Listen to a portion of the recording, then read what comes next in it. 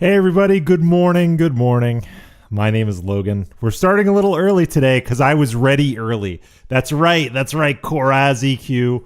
Early, we have morning content. We have started the morning content. But big ups everybody, Dr. Karkan, Sunny, Joe Dub, and Coraz EQ. So a couple things to go over today. I was going to go over Darziak DMs, but DSP was talking shit about 007 First Light. I like that game a whole lot, as you can imagine. So we're going to lead into this my hypothesis today, or I should say my assertion today, is that DSP hates games. That's no surprise, but we're going to kind of dig into that a little bit. And announcement about the channel here. On the last day of every month, I will be giving away a game. That's right, giving away a full-priced game that DSP doesn't like. For today, I'm going to be giving away a Steam code, a worldwide Steam code, so it doesn't matter where you live, of 007 First Light. So when we get to the 007 segment, I am going to give away a code, so get ready for that. And if you want to take advantage of these monthly game giveaways going forward, consider becoming a member for the low price of 99 cents. That gets you in at the El Cheapo supporter level. That's all you need is 99 cents. And at the last day of every month, whether I'm streaming or not, I will give away a Steam code, specifically of a game that DSP doesn't like. So big ups on that. Consider becoming a member, or if not, that's cool too. But I just wanted to give something to the members, give people, sort of a reason to stick around. But thanks for being here this morning, everybody. I really appreciate you. We're going to get into DSP not liking games, and I'm actually going to start with something from last week. Let's see, the 26th was last Tuesday. This is a segment clipped by Ann Lee, big ups to him, about why DSP quit Subnautica. So we're going to get right into it. And then after that, we're going to get into a few Snort Burnell clips, and then we're going to do the 007 segment and whatever else might come up. And then we'll go ahead and probably move on out of here. But so at the last day of every month, whether I'm streaming or not, I'm going to give away a game code. So consider becoming a member for that. But this one's free. I'm going to give away a 007 First Light game code on this stream. So stick around for that. This is why DSP cancels Subnautica 2 and blames the viewers, from May 26, 2026. Subnautica 2 is actually a game that I like a whole lot too. I have not seen this, so let's get into it. No subs. Grand total of 200 kicks tonight. Two memberships from Big Papa Phil. The biggest contribution was from Stalking Tiger, $15. 0 tips. So, speaks for itself. You can't say I didn't try. I absolutely tried. No one likes this game. I like this game, Phil. A lot of people like this game. It sold like 1.5 million copies in 24 hours. People like this game. If you can't have fun with Subnautica 2, that's your problem. Subnautica 2 is one of the most fun early access games ever. Looks good. Oh, you like the Never Have I Ever, Joe Dub? Okay, are we ready? That was a fun stream. Big ups, Misery Merchant. I was talking to Mr. Merch yesterday. Mr. Merch and I watched a movie yesterday. We had a very fun time. Also, nail biting. He's biting his nails. Oh, I'm disgusting curious about the freak. volume level of the game. It sounds pretty low to me, honestly. Hold on. It sounds low. I guess we'll see as we start here. Okay. Ready? Let's begin. Here we go. Even his chat, like Dark Lady Goth, thanks for the money, dummy. Sky Joggers talking shit. People talking shit here. Alex from Phoenix is saying hi to Michael. Jack says it's a legit question though.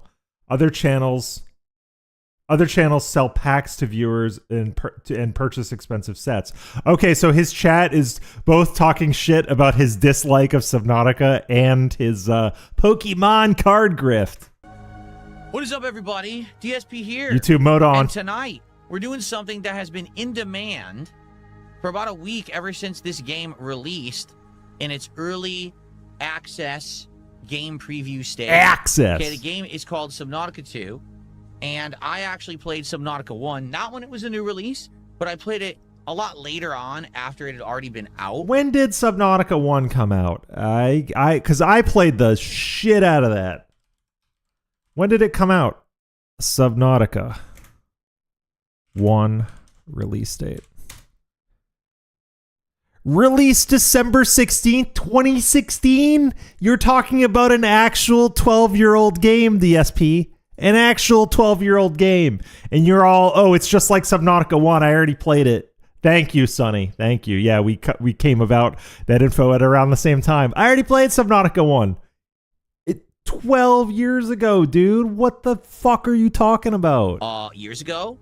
And when I started playing it, I remember I was just starting to do what I like to call chill with Phil. Hey, Das Carrot, how are you? Streams. And what these were late night streams where we would hang out for a couple of hours and we would relax and we would talk and interact. And that really was the focus of the game. Even though, yes, I was playing the game and I was doing stuff in it, it was more about hanging out and having conversation while I played. It was also a game stream that was meant to be much more interactive with my audience than other streams. Yes, I would play the game, but I wanted to have conversation and chill and have a good time, right?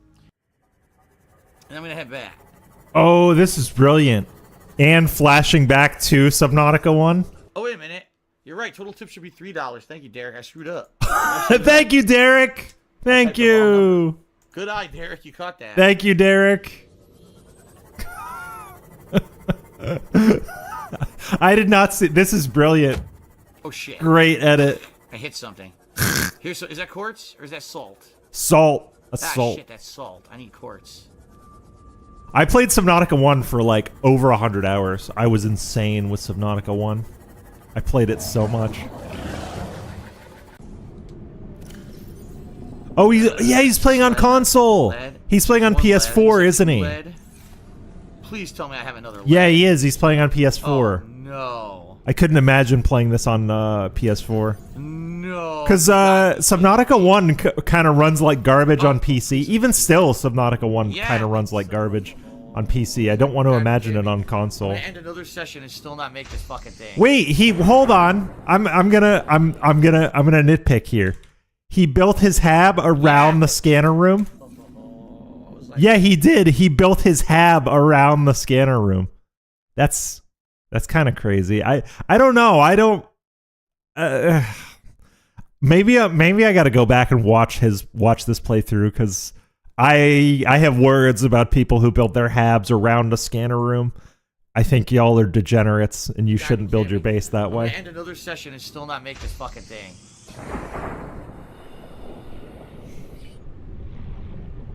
Oh, dude, yeah, Corez. Yeah, the pop-in has been an issue in Subnautica 1 since like last year. I think they finally, because you'd get a stutter, you'd be going along in your Seamoth, you'd get a massive stutter, and then the whole world would pop in.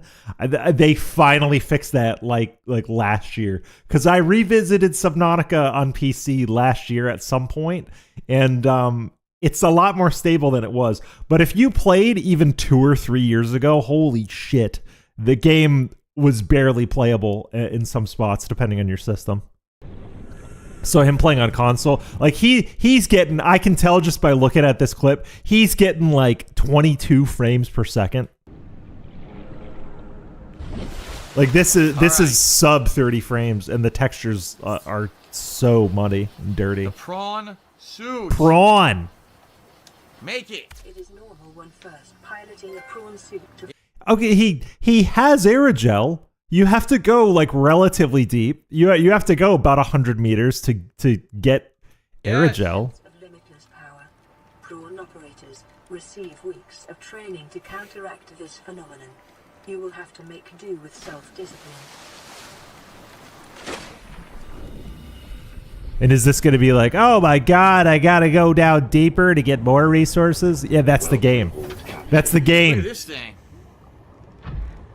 I love the prawn suit. It punches.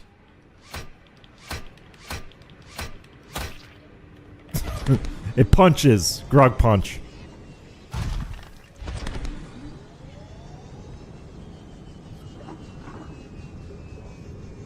Phil? Phil! It's kind of cool. I don't really know how it's gonna work. It's kinda I think it's gonna cool. be limited because it can't really jump. Look, it can only go this high, right? No, you can.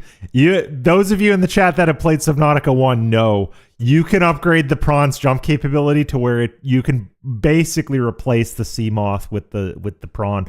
Once you get the ability to charge it down deep, and basically hold the jump button as long as you want, you don't really need the sea moth anymore. And then the grapple hook makes you very mobile and like very agile.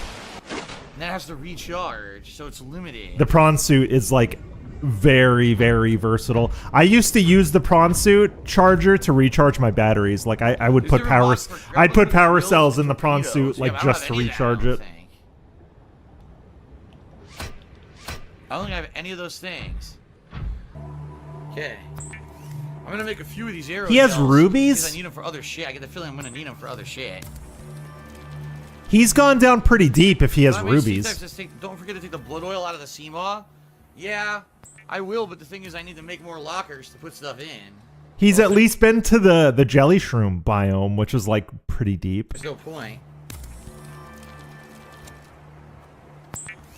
The highlight of the series was complaints about on money for taxes. Besides last night's show, I noticed contributions have been slow. Hopefully things pick up. I mean, I'll be honest, they have been. This last week, for some reason, like everything slowed down to a halt. There was one day where someone was. Phil can smell expensive shit in the water. It's in his DNA. Yeah, it is. But outside of that, everything else has been kind of slow lately, and there's not much I can do about it. All thing I can say is I hope that people are waiting for the special events, like for example tomorrow's retrospective, the marathon coming up next week. Because I'm gonna need the help for my taxes. I hope people are saving up. If that's what it is, because I don't know what else I'm gonna do. This stream like outside of like his background being different and like his headphones, but like if you were to listen to this stream like without seeing this, it is damn near indistinguishable from today. It's incredible how little he's changed. And I think that's probably why Anne juxtaposed these two things. Wait. I'm going to pick on his inventory. What's he got? Okay. He's got enamel. He's got jelly sacks. He's got cooked boomerangs for some reason. He's got titanium ingots. No, plasteel ingots. Why is he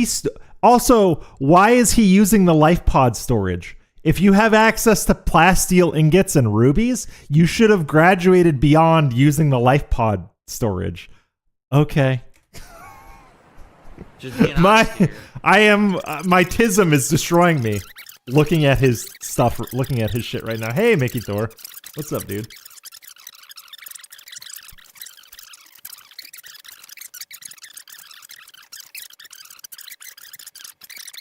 Okay, and this is him talking about how he didn't like the game. Okay.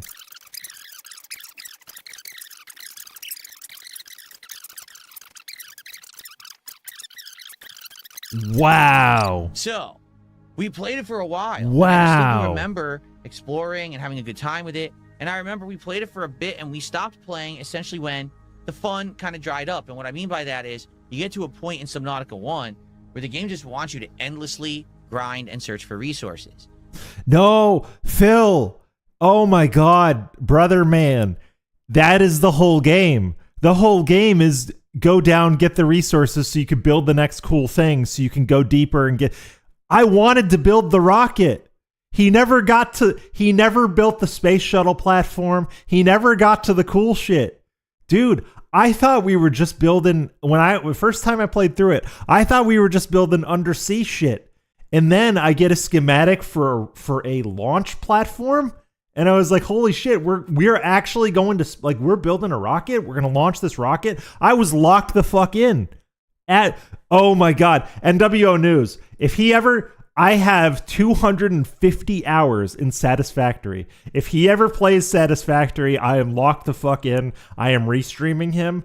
I am so ready for that because he absolutely would hate Satisfactory. So Decepticon got me into Satisfactory last year, kind of, and he completely unlocked my logistics brain. It took over my life for 2 months last year. All I did was play Satisfactory. It took over my brain. Hey, Nexus Galaxy, how are you? And although you might argue, well, that's fine for a chill stream, how many streams of that are you going to do? I remember distinctly there was at least 2 entire streams. And also, I always, NW News, I always like to highlight games that run well on Unreal 5. It is an Unreal Engine 5 game that runs incredibly well. It's for what it is, it's very well optimized. You can build some giant factories that'll make your shit chug, but I feel like that is earned. Because when you build a continent-sized factory to build like supercomputers or some shit, your PC should chug. That is like a badge of honor. If you can make your stuff stutter in Satisfactory, you're doing something right. That's the point where like I kind of like when the engine slows down. It's like, yeah, I'm being so productive, my computer can't take it. I fucking love Satisfactory. Where I was just grinding away for resources. It's the best. Just to upgrade. Like I literally want to end this stream and play it right now since you got me talking. Like I want to be building incredible factories. I want to build trains. Also, it unlocks TISM because there's trains in it. You can build trains. You know, it's very TISM coded. So it said, oh, now you can go grind for more resources, and I was like, wait, what? So you grinded for resources to make the suit to grind for more resources. It's not very. That's the entire game, Phil. That's literally the entire game. I was so locked into Subnautica 1 that I wanted to do the thing to get to the next thing. It's like Arthur Edwards says in Hitman. It's the thing that gets you to the thing. That's the point of the game. The point of the game is it's a loop. It's a loop that keeps you wanting to come back. Phil just didn't like the game. And Phil, I don't know why, but Phil is so afraid of saying that he doesn't like a game. It's okay to not like games, but I think the problem with DSP and the problem that I want to get to in this stream in particular is that he doesn't like most games. Even games that are made to be playable, enjoyable, and likable, like Subnautica 2, because Subnautica 2 is accessible as fuck. Like, it's way more accessible than Subnautica 1. They spoon feed you, at least in the current early access build, they spoon feed you everything. The NOAA node tells you exactly where to go, tells you exactly what you ought to be doing. There's like, you can explore and you can do things kind of freeform in Subnautica 2. Like, that is still there. You can still kind of go your own way and figure things out. But the game will lead you by the nose if you let it. The game is for people like DSP, 100%. And I think this is a situation where he doesn't like it. And it's okay to not like games, brother. Just say, but don't say that the game is not fun. Don't say that the game is poorly designed. Don't hit me with that shit. Like, miss me with that shit. Absolutely. Because Subnautica 2 for an early access Unreal Engine 5 game is phenomenal. Like, there's more content in this early access game than I could have ever expected. Incredible early access game. Gameplay loop, right? So at that point we basically said, all right, that's enough. And that was fine because at that time, like truly what we're getting to in this current era of DSP is that he enjoys streaming Pokemon games and shop simulators. That's what he genuinely enjoys streaming. And you know what? That's fine. There's entire channels that are completely devoted to shop simulators and Pokemon. Like literally, those channels exist. He could be that guy. But at the same time, I don't think he's going to, like, he enjoys that, but he's not going to do that well enough in order to garner views and in order to garner a long-term following. I think that's the problem. Exactly why I was playing the game. Yes. The devs did get their bonus. The devs did get their bonus because they did discover that Krafton prompted their legal argument out of ChatGPT. So the devs were actually able to leverage that to get their bonus. So big ups Unknown Worlds, by the way. Great Just devs. to have fun and chill. We didn't need to keep going. Since then, there's been a few people who have said, hey, would you ever go back to it? And I was like, not really. I know they had the deep freeze or whatever it was, Sub-Zero. Also, DLC. I will say Sub-Zero is good. Sub-Zero is a lot of people like to poop on Sub-Zero, but Sub-Zero is absolutely worth playing. Sub-Zero is a very good half step. I actually think DSP would have liked Sub-Zero more than this, because Sub-Zero really does lead you by the nose. They tell you exactly what you should be doing. Hey, Aquateal, what's up, dude? His passion for JRPGs and fighting games. One doesn't make any money for him, and the other makes him rage, and gets him the wrong attention. Yeah, that's true. The games he enjoys often bring the salt and like the negative attention that is good for him in the short term, bad for him in the long term, because people clip the fuck out of him. But that's absolutely right. He's kind of cursed because the games he actually enjoys, he's not quite good enough at streaming to get views. So he has to rely on day one views or clickbait. But I mean, clickbait is the name of the game. Right? So here we Thanks are. for stopping by, Aquateal. Subnautica 2, many years later, in a game preview state, and that means that it's not done. It means that there could be things they're going to add, things that they're going to refine. All right? So there you go. Let's see what happens. We're going to check it out tonight. People have been asking. Oh, Flatman B, fuck you. Fuck that guy. I'm like, I don't know. Flat earther piece of shit. We played the first one and we kind of got bored with it. But people are like, no, this one's better. There's improvements and everything. You know, it's a Game Pass game. No real risk here. I said, let's do it. All right, let's do it for a stream this week. So here we are. Tonight we're going to play Subnautica 2 for a couple of hours. We're going to see if it's any good. We're going to see if it's better than the first. Good question. That is a very good question. Mechanics and everything. And we'll go from there. And we'll just, see. So that's where we are, and that's where we begin tonight. Yeah, it's usually money. Money. Okay, so I'm not sure how you save your game. I think manual save. I'm not sure how you save your game. Manual save. Yep. Good stuff. So far. Oh, dude.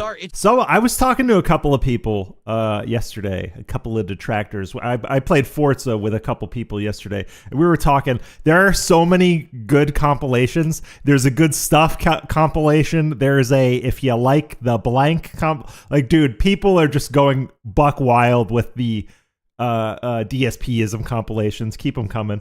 Big ups, Tommy on. Thanks for stopping by. Basically, it really is like Subnautica 1. So I don't know if anything. Like, okay, I got scolded a little bit because I was going back and forth with a few people about this exact argument DSP was making, and DSP likes to say, "Oh, Game X is just like the first one, just like the one that came before it, right?" But to a normie like me, that's fucking Street Fighter. And I understand Street Fighter has a deep meta. There are significant changes game to game, but from a reductive normie like me who doesn't dig into Street Fighter and doesn't really understand it, I look at Street Fighter and I literally am like, oh no, it's the same game. Like, to me, I cannot distinguish between Street Fighter 4, 5, or 6. They all look the same to me. But the thing is, you don't hear me being a prick about it and being like, oh, Street Fighter is the exact same game. If a friend of mine is having fun with Street Fighter, which lots of my friends do have fun with Street Fighter and other fighting games, I'm not the guy that's like, oh, why are you playing that? It's just like the first one. Like, no. DSP is just an insufferable prick about everything, and he hates when people have fun. And we're gonna get into that with the 007 First Light segment after this. I'm gonna speed this up a bit because I don't necessarily think this needs to be at normal speed. No offense to Anne, but we'll go to double. Exactly like Subnautica 1 double was. speed. And the reason I'm kind of knowing what to do in Turbo and Goose because I played the first game, so that's a good head start. Skydogger says that you can catch fish and cook them. I didn't. I ate it and said it wasn't compatible. It says that it's not compatible with my physiology or whatever, so I don't know what to do to fix that. But all right, so guys. Okay, DSP, you swam past a plant earlier. I'm pretty sure that said, "Are you hungry?" You got to touch that plant, and then you can eat. You can eat. Come on. Good first hour. See you in the next one. More Subnautica 2 coming. If you like this, please like the video. Leave comments. Let me know what I should be doing. If you like my content. Okay, so folks, I have to use the bathroom. Okay. So what I'm gonna do is. Oh wait. Oh, this is Game Pass. I got excited. I thought he had Pacific Drive and the alters on his hard drive. I would love for him to play Pacific Drive. I would absolutely love to play Pacific Drive is like legitimately one of my favorite driving games because it is a driving game. You mostly drive in it. Such a fantastic game. I would love if he played it. It'd be so funny. It's going to be like a 5-minute break. It won't be a long one. I could imagine him getting a flat out in the zone and be like, what the fuck do I do? And then the zone storm is like closing in on him. That'd be, it would make such funny, Salt. But I will play you guys some highlight clips during the break so you're not sitting here doing nothing. Okay?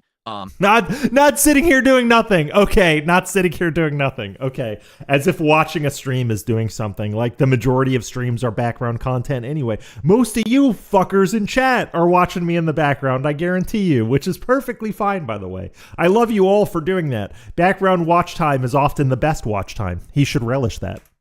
And now we'll be back and play for another hour. Okay, now we've been playing for an hour. We're like $30 to support. Okay, now you guys for the week asked me to play this. I told you I didn't think that was going to work, and I didn't think that we should play it. And you guys told me, oh no, we want you to play it, so play it. So I said, okay, I will play it. So we're playing it. So if you like it and you want, yeah, that's absolutely true. That's absolutely true, Ninjet.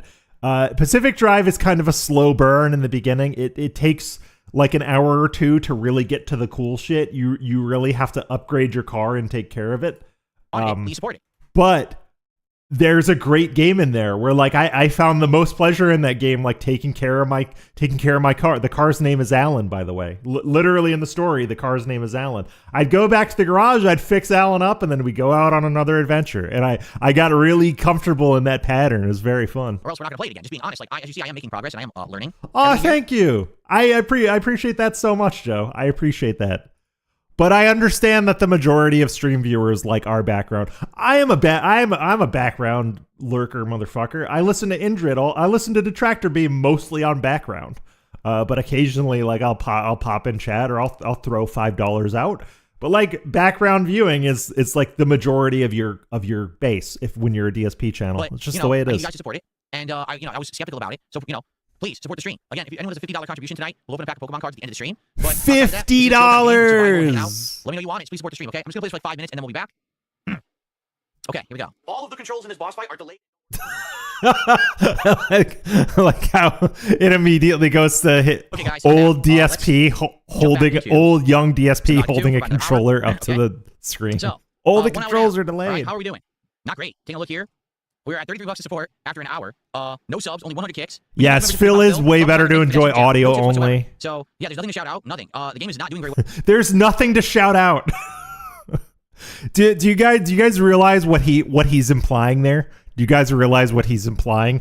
And this is kind of a reach, but I believe that for him mentally it's true. What he's implying is, oh, I went to the bathroom. I was expecting contributions, but you all disappointed me. I have nothing to shout out. Rip to this game. Well, support-wise at all. Remember, originally I opted to skip it because I didn't think it was going to do well, honestly. And here we are playing it because you guys asked for it for the week, and it's not doing well. So you were here. Yeah, dude. Okay, so the early access build as it stands right now for Subnautica, there's about 5 or 6 hours of content in there. If you wait a week to play it, you're too late. Everybody and their dog has already streamed this game, dog. I streamed it. There's a stream on Logan K of me getting like 3 hours. I got like most of the way through the early access content in one stream, and I had fun doing it. If you're a week late to an early access stream expecting to get views on the game alone, like I'm sorry, you're too late. You're too late, man. Specifically for this game, if you wanted it, I listened to you. Please support the stream tonight. We still have No, but you didn't. There were people talking about this game before it came out. And it's like, Phil, Subnautica is coming out on Tuesday. Are you going to play? There were people talking to you about it like the Thursday or Friday before. And you're like, nah, I'm not really interested. So now you've waited 10 days. You waited literally 10 days after. 11 days. Because Subnautica came out on May 12th. And this is May 24th or 25th. an hour left. But here's the thing. 26th. To do any unpackings So you waited 11 days. That's crazy, man. of Pokemon cards, I recommend that you do it sooner rather than later, and here's why. I need to have the time to do it. Yeah. Tommy on. He walked to the bathroom and has nothing to show for it. I'm half expecting him to say that. It's like, well, I went and took a piss and I have nothing to show for it. I'm so disappointed in you, chat. In the stream. If you don't wait for the next- like we're joking, but like we're getting to that point. Like I remember people saying years ago that like IRL card pulls were like a far-fetched thing, and now he's doing them. Now he's actually doing them. 20, 30 minutes, I'm not going to know that, and I can't say extra late. All right. So obviously, if that's going to happen, if you want that, let me know. Someone had said, well, what if I give anonymous subs on Kick? How would you know that I want a card unpacking some anonymous? If there's 10 subs on Kick anonymous from someone, right, I'll say, okay, we'll just do it. Because I'm just going to assume that that's what it was for. The specific amount would be odd to get the exact 10 that you need. Yes. That is an eternity. That is 11 days is an eternity. Especially if his game is getting day one views, that is an eternity. People didn't want a card unpacking, right? Earlier today, someone did a $50 tip, specifically said this tip is for the support of 007, and didn't mention the card, so that's why we didn't do it. Okay? Okay. So, all right, we're going to continue, and we're going to keep going, and we're going to see how it goes, but I'm going to be honest, if we don't get actual support for the game tonight, then we're not going to play this again, which is why I was skipping it to begin with. What's this Wii stuff? If you don't get support, you're not going to play this again. There is no Wii. You're the streamer. Because people were already bored with it the first game. I heard this was very similar to the first game, hence why I was skipping it, okay? All right. Okay, everybody, well, welcome back to Subnautica 2. We just got the ability to start, I guess, expanding. Let's talk to our guy here. This is Anita. Let's see what this is. So, Anita? by the way, thank you, Uncle, for another $1. I appreciate that. Thank you, Uncle, for another $1. God, this game is so good. So the This game is so good. It's different. You're supposed to go to a desert planet, you ended up on this water planet, and they say Beautiful. that you're going crazy hearing the call of the sea here, and not to go towards the tree, because the tree basically makes you go crazy the closer you get, which is pretty interesting. So obviously what you would do is you would now build your base. Like, let's take a quick look. I'm doing a manual save here. What you would now do is Oh, you're going to be getting more of them, Tommy on. On average, I want to do a stream every week. That's my new goal for Taking L's, because like I have something to say. Like, I have things to say. I've caught the bug again. I have stuff to say about Phil again, and I definitely want to do an endurance run of 007 First Light, either when he drops off of it or when he finishes it. I'm gonna do like an endurance run, Hitman style endurance run. I'm looking forward to that. So I am going to be streaming regularly on both of the channels. And my lady is in Alaska right now. She's taking a 2-week trip to Alaska. So for the next 2 weeks, you guys are going to be seeing and hearing a lot of me, because I got a lot of time now. It's just me. It's just me and the cat for the next 2 weeks. I'm excited.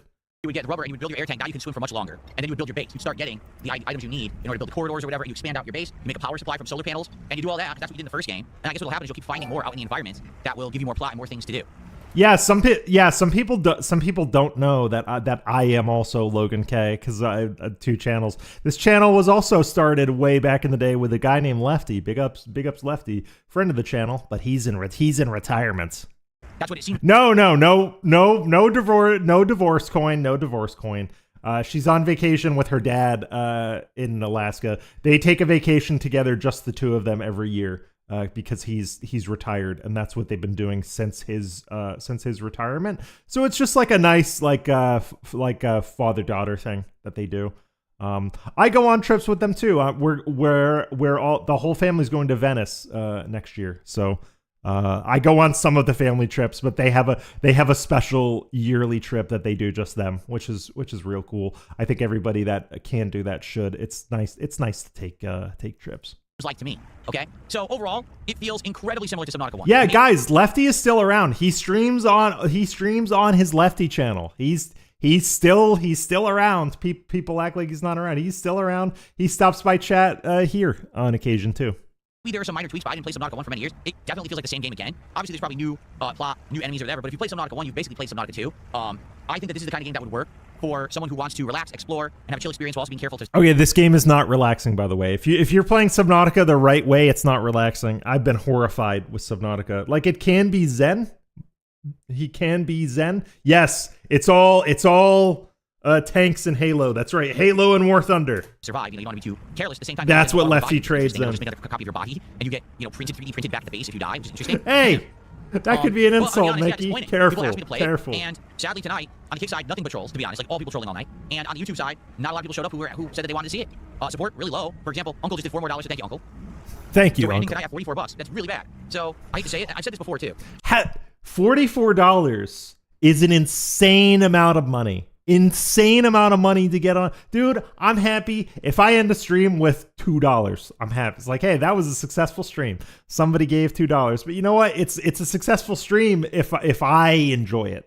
Because you should put on streams and you should post videos that you would watch. Because for me, I don't care if 2 people show up or if 100 people show up or even more than that show up. I boot up because I feel like booting up, and this is something that I want to do, and on some level I enjoy doing it. DSP is just so brain broken and so financially motivated There's two factors. Number one. Oh, big ups, Robust Urban Garlic. I love your videos. You are one of my favorite people to watch. I like a lot of your edited content as well. Big ups, dude.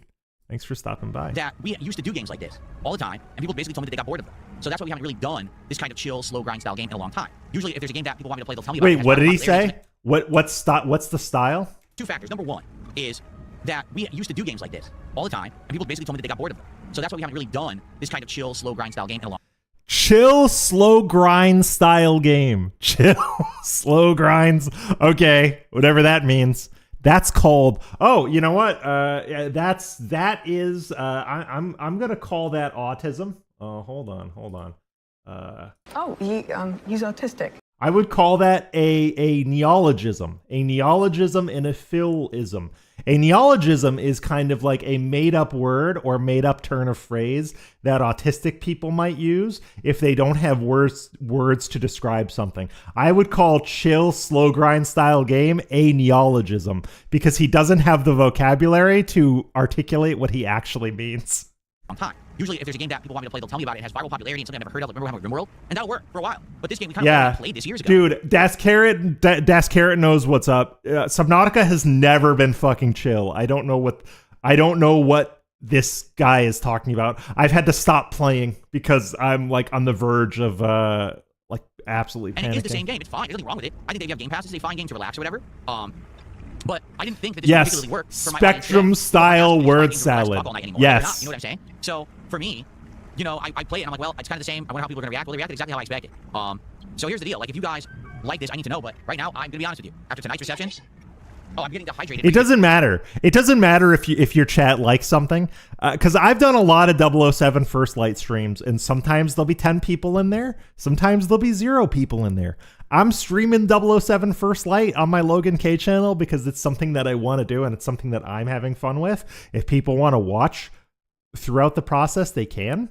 But I don't really care. Even this stream, I'm doing it because I have something to say about how Phil hates games. So I'm here now. And thank you for showing up, but I really don't care if people show up. I don't know why I would. The people who were here complained, and the people who said that they liked it and wanted it apparently didn't show up, and almost no one supported the stream. So that's a disappointment. Now listen, it was a test. I even said it's on Game Pass, no real risk. Thank goodness that I didn't really schedule this for tons of streams.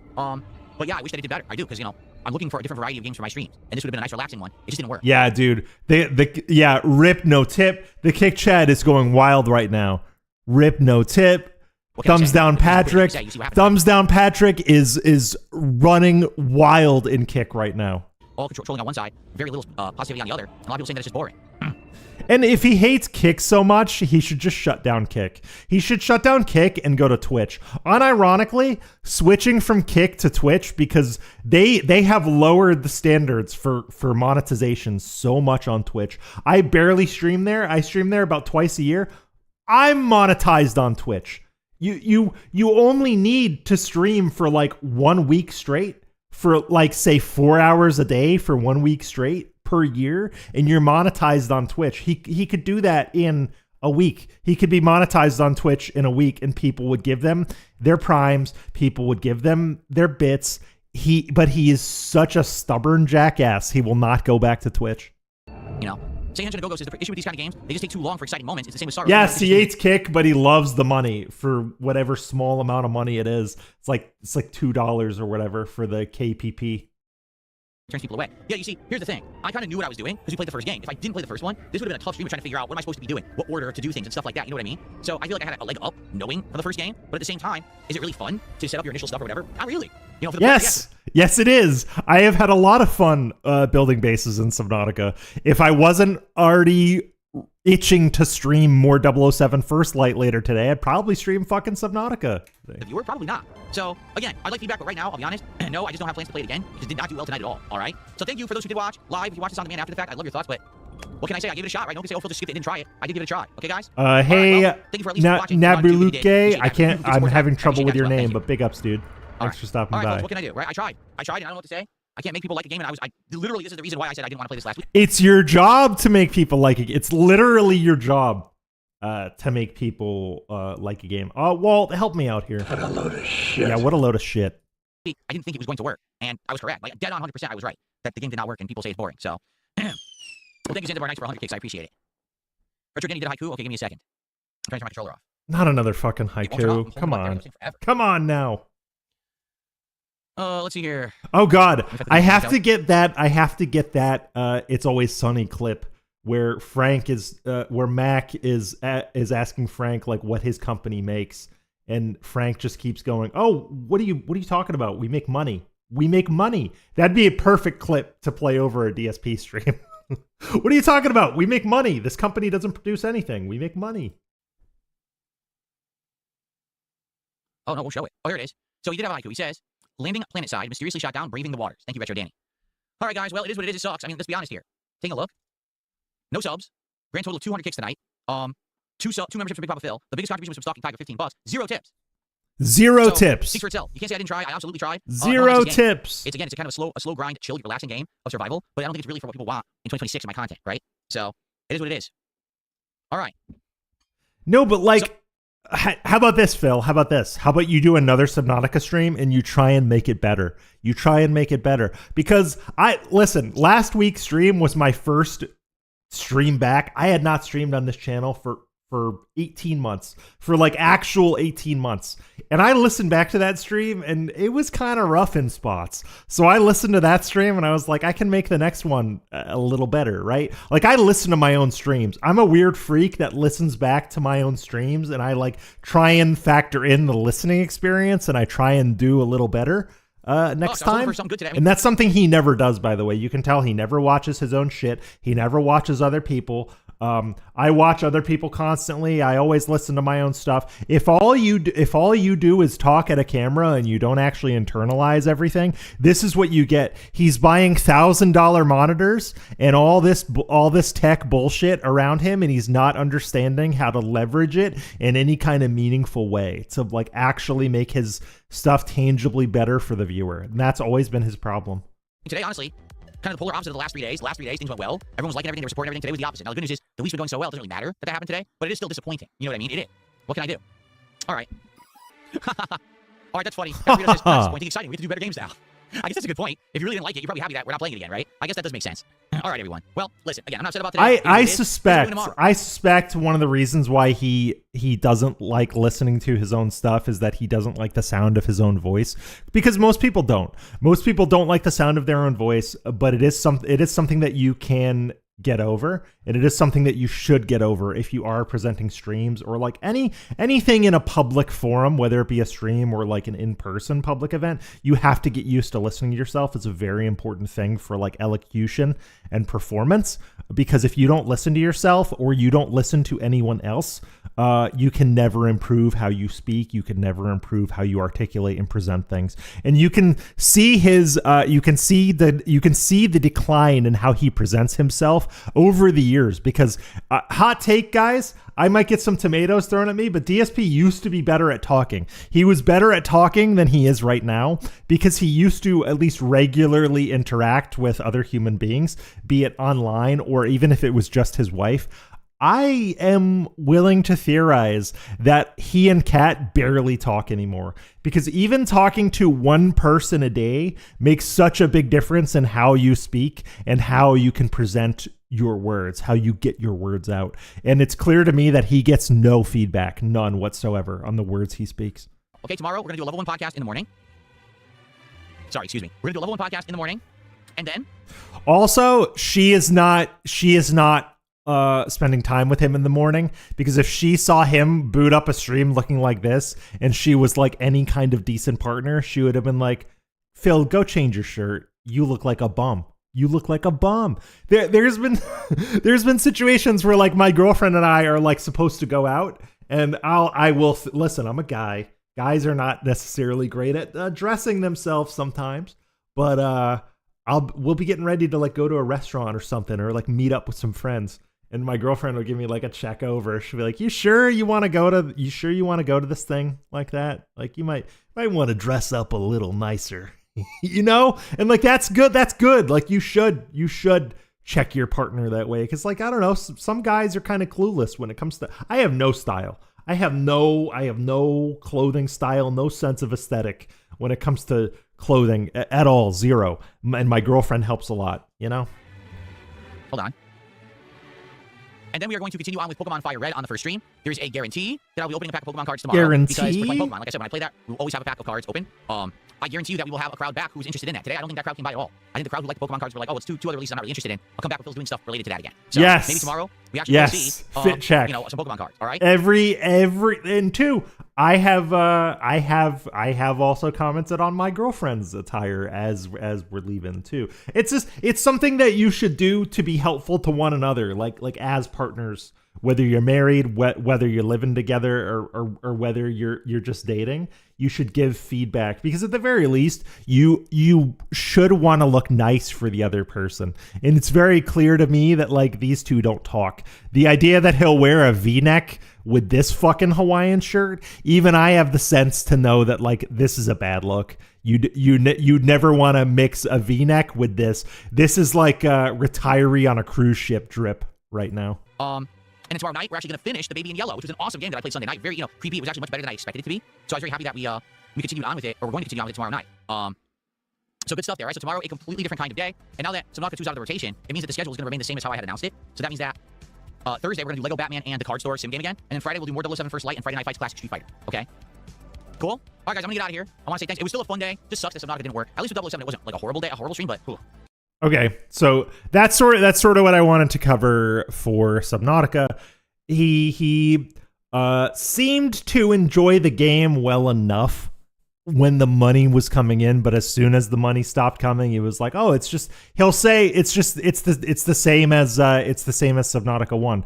Whereas Dragon Quest will survive for 5 months, even though he's technically played that game before. I don't think he's played the original Dragon Quest on stream, but he's played that game before. He's got childhood nostalgia for it. However, before I get to the next segment here, I need to get this Steam code here for 007 First Light.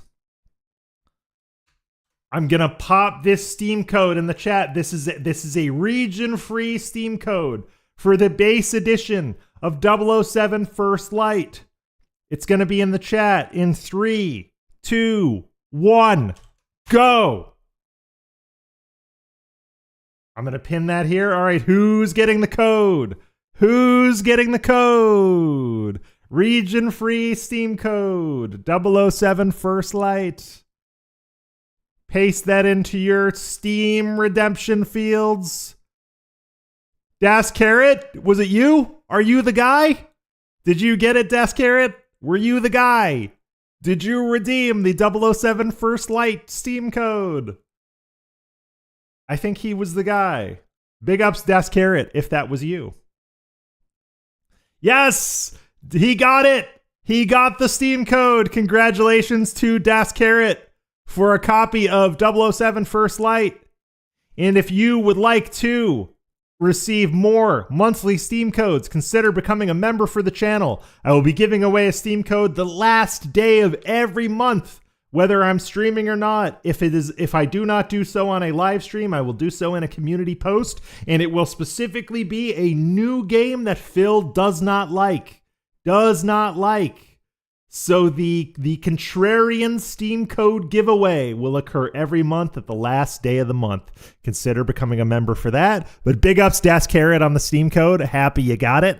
We'll talk about Pokemans later. I want to get into this. So DSP uploaded a video, and I actually want to show you what the thumbnail looked like, because brother man is clickbaiting hard. So here's the meta. Here's the meta on the video. Modern Slop. This is the thumbnail. I can tell he probably made this one. Or maybe he's got another thumbnail maker. I don't know. What do you guys think? Do you think he made this thumbnail, or do you think he's got another thumbnail guy? You think he's got Flatman B working in the trenches for him? I don't know. We'll see. But so thumbnail says Modern Slop, and title meta says finally a game for the modern audience. So let's see what he has to say. I have not seen this, but a few people were adding me yesterday. A couple people hit me in DMs, and he said, "Hey, they're like, hey, you seen this shit?" So that's why I changed the stream to the Phil Hates Game stream. So let's watch this. Let's watch his attempt at a clickbait slop video. Ooh, the editing is Lummox style. Interesting theory, Sonny. All right, let's watch this. Let's watch this. Right. We're entering the premises. Team status? Nash, deliver the area. In position. Same. Staff quarters. Ronson, conference wing. Kingsley, first floor suites. Phil. Bond. Oh.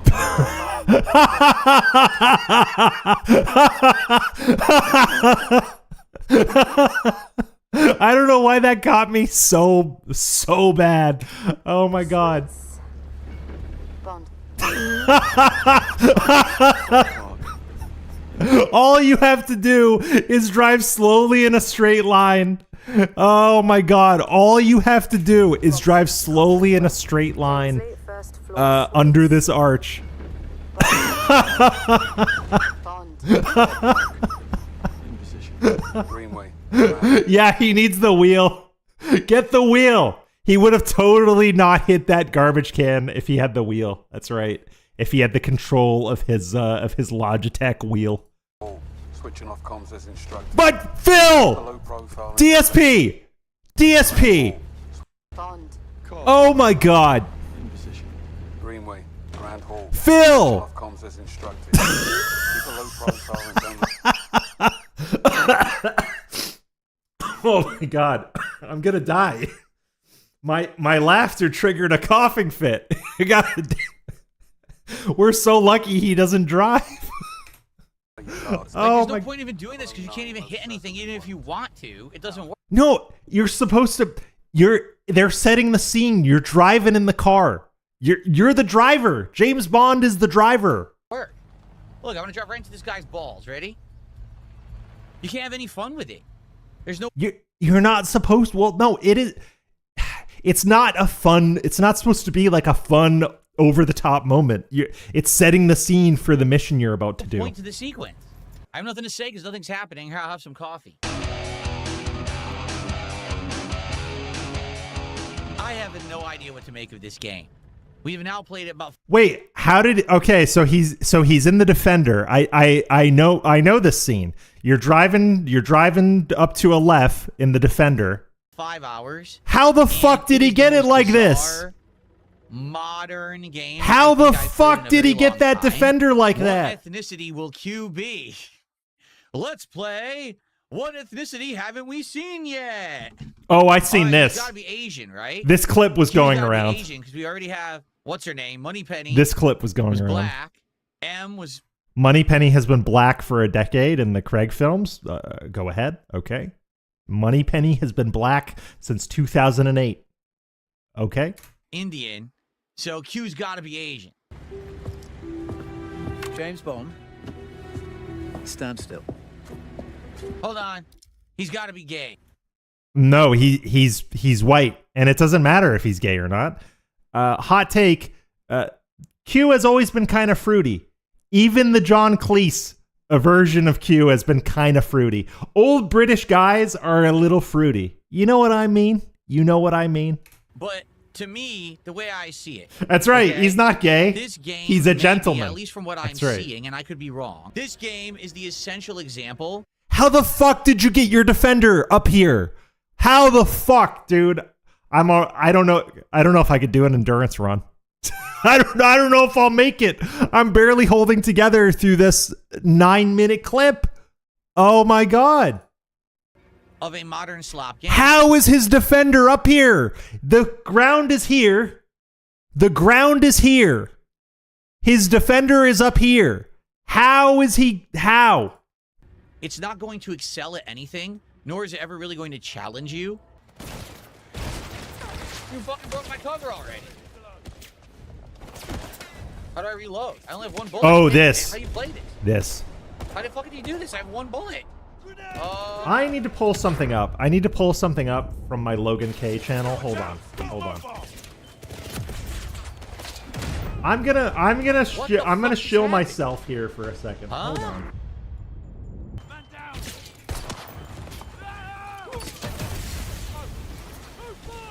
Hold on. What the fuck is happening? It's just So gonna make you so do this arbitrary gunfight motions is to progress, and then just is keep on challenging. advancing this plot. This specific gunfight is challenging. I'm pulling up a segment on my stream to show These are you the worst guys ever. So first you were completely overwhelmed. how to do this fight. Now they just stupidly walk right into your bullets. I'm scrubbing in another tab trying to find it. Is it here? Yeah, walk right in front of that gas tank and see what happens. What the hell? Is that it? Okay. Is this? All right, we're gonna watch him play it, and then I'm gonna show you the clip of me playing it. Oh my god! Now we're driving this. We're gonna do a good idea, bad idea live. What is going? This game? What is this game? We literally went from it being spying to crappy driving. Now, insane balls to the wall, over the top, ridiculous action. The plot itself isn't bad. Greenway will take point. Bond, you will do as you're told. Okay, so we saw that little sequence. We're gonna derail to my own VOD. Here, that's right. I'm gonna show my own VOD on this stream. Here it is. So this, oh shit, I gotta get there. Why did it? Oh, I know what to do. I need to share the link with myself in a different way. Hold on. I know how to do this. I've streamed before. Difficulty, and I'm trying to look. All right. So we're gonna watch me play it. Are you guys ready? This is my stream. This was my successful attempt at this fight. And yes, I am playing on the hardest difficulty, by the way. So I'm gonna do that. I'm doing that exact sequence that Phil just did. Learn gunfights. Here we go. Gunfights are this sequence is cool. Puzzle in particular. I'm talking over myself talking. This is weird. Challenging, but I'll persevere. You really have to move fast. Yep. So I'm going. You really have to be no bullshit. You got to be aggressive. Okay. Go. You got to be aggressive. You got to do cool guy shit. Okay. So I got 9 or else you're just going to die. They're just going to box you in. So I'm going to take this guy He was down. Sitting there have a brief at the very beginning, here. Just fucking around. This. You got to get aggressive as hell, and you got to push these guys. You got to make stuff blow up. And who else? There's someone else up down there. I can't leave anybody alive. Because if I let them get behind me, I'm screwed. Okay, now I can move on. I'm pressing on. And then up here, you press. All right, you just have to get super hyper aggressive.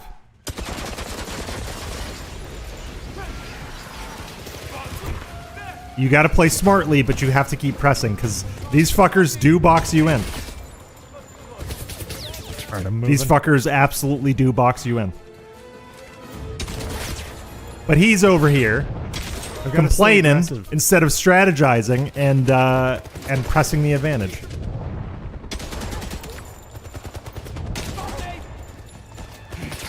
Got the leg shot and then scrub forward a bit. You pretty much just have to level this entire airfield. I don't know. I don't want to know what awaits me. And then you press on. But how he did it was. Let's scrub back, and let's watch. Let's watch what he did.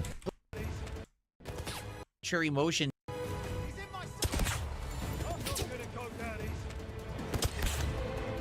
These are the worst guys ever. So first you were completely overwhelmed. Dude, he's now they just stupidly walk right into He's just...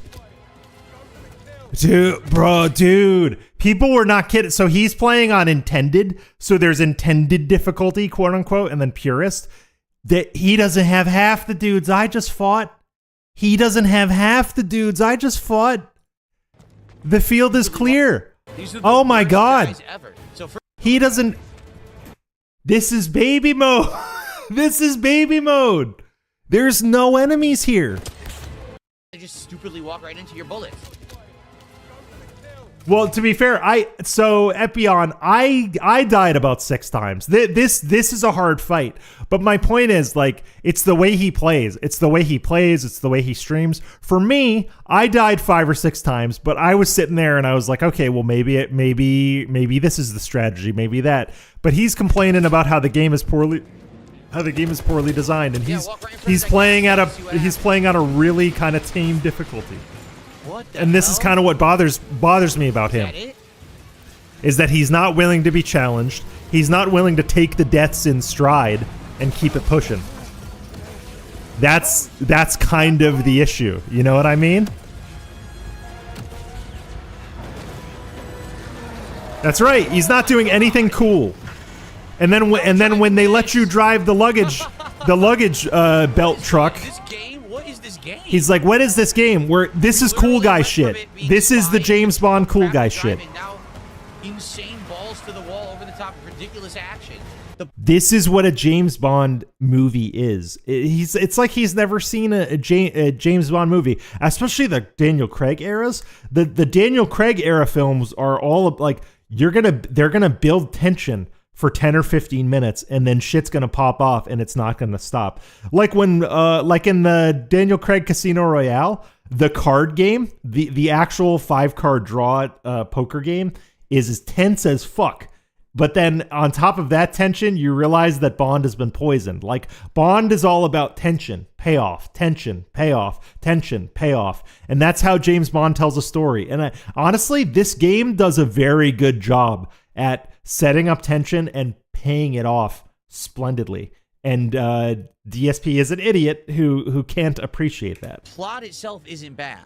Greenway will take point. Bond, you will do as you're told. This is our one shot at calming things down, and I need you two to work together. What is going on? Was she not privy to the mission briefing of what just happened? Like, literally, tons of people must have died in the explosion. 009 got away. Why would you put them in charge of tracking this guy? Huh? Well, she's sending Bond and Greenway, one, because Bond is a new face on the intelligence scene. Nobody will recognize him in this undercover op. And they're sending Greenway because Greenway was best friends with 009 before he defected. This is DSP not paying attention to the story. Literally not paying attention to the story. They explicitly say Bond is going because no one will recognize him because he's a new, fresh face. And Greenway goes because he has firsthand knowledge of the target. Hello? This is you not paying attention to the story. Are we playing... Guys, he's also really overthinking this. He's overthinking the entire thing. It's a James Bond thing. They're going to tell you again. Like, James Bond stories, they're fun, they're cool, but they're not complex. Like, they're going to reiterate it to you again. So just keep playing. Playing 2 different games here? They would be shit-canned for failing miserably and causing massive loss of life and property damage, and someone else would be put in... They're not gonna fire 2 operatives that it's taken millions of dollars in years to train. Like, that's not everything runs like a corporation, Phil. You can't just fire some people, you know? In charge of tracking this guy down. Why are they... I mean, they're going because no one else can. Literally, that's what the story says. They're going because they are the most qualified to do it, despite their incredible failure. Because they failed the last mission, but they're going despite their incredible failure. I get it, it's a video game, but this is the stupidest fucking thing I've ever seen. Yeah, he was mining for clips 100% of the time. The thing is, he's gotten so clip brained that he tries to make everything a clip, and it's so annoying. It's taking away from like what his gameplay could be. But the gameplay so far, the sneaking, not very good. Worse than Hitman. I actually agree with that. I actually agree that the stealth is worse than Hitman, but this is not a stealth game. I'm gonna make eventually, once I finish the campaign, I'm gonna make like a 007 versus Hitman video on my Logan K channel or something like that, because I do have a lot to say, and I think This is not a stealth game. I think that this was mismarketed as a stealth game, but if you stop thinking of this as a stealth game, it gets way more fun.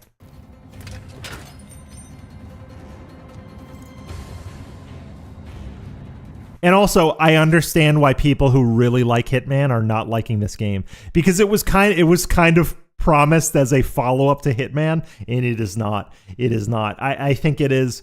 I would most readily compare it to The Last of Us. It reminds me just how it's structured, and even how some of the hand-to-hand combat works. It feels very much like The Last of Us and Hitman had an illegitimate love child. And I like the gameplay of Last of Us. Like, I really do. I like the way Last of Us plays, and I like the Hitman-esque elements they've kind of thrown in as the sauce. So it is hitting for me. But I understand why a lot of people are not liking it. And I think those criticisms are totally valid. But Phil is failing to articulate his criticism because he doesn't like the game and because he's not getting the money he thinks he deserves. What the fuck? Why can't I take this guy out? Why can't I take Yeah, Redbird. That's the thing. If you don't like how Last of Us combat plays, you are not going to like this game. Like, because the gunplay and the hand-to-hand combat are basically Last of Us. Like, that's the closest analogy that I can think. They're not Hitman. They're not Hitman. There are elements of Hitman in repositioning NPCs to get them to do the things you want in some of the sandbox missions. You can fool NPCs. There's social stealth. There's a limited layer of disguise. You can get disguises at certain points, kind of like a Hitman game. So, like, some of the elements are there, but it's not a Hitman game. I think it could be. I think there are parts of it that remind me of Hitman, like the tax sim. The tax sim stuff is a lot like Hitman Freelancer. It's a lot like Escalations. They even call them Escalations. But this is not a stealth game, and this is sure not a Hitman game. But I still like it. I still like it a lot. this guy out? It doesn't look. I mean, it will. It, literally, if he takes one step forward, the game will do it for him. Literally, what he's complaining about will be solved if he takes one step forward. Literally, take one step forward to this guy. Take one step forward to this guy. Step forward. Step forward. Step forward. David, step forward. Step forward. Step forward. Step forward. Step forward. Step forward. Step forward. Step forward. Step forward. Step forward. Step forward. Literally, step forward. Step forward. Step forward. Step forward. Step forward. Okay, theory. He knew this. He knew this was coming. He saw someone else complain about this, and he did, because he literally is one step away from Bond choking this guy out. Step forward. Step forward. Step forward.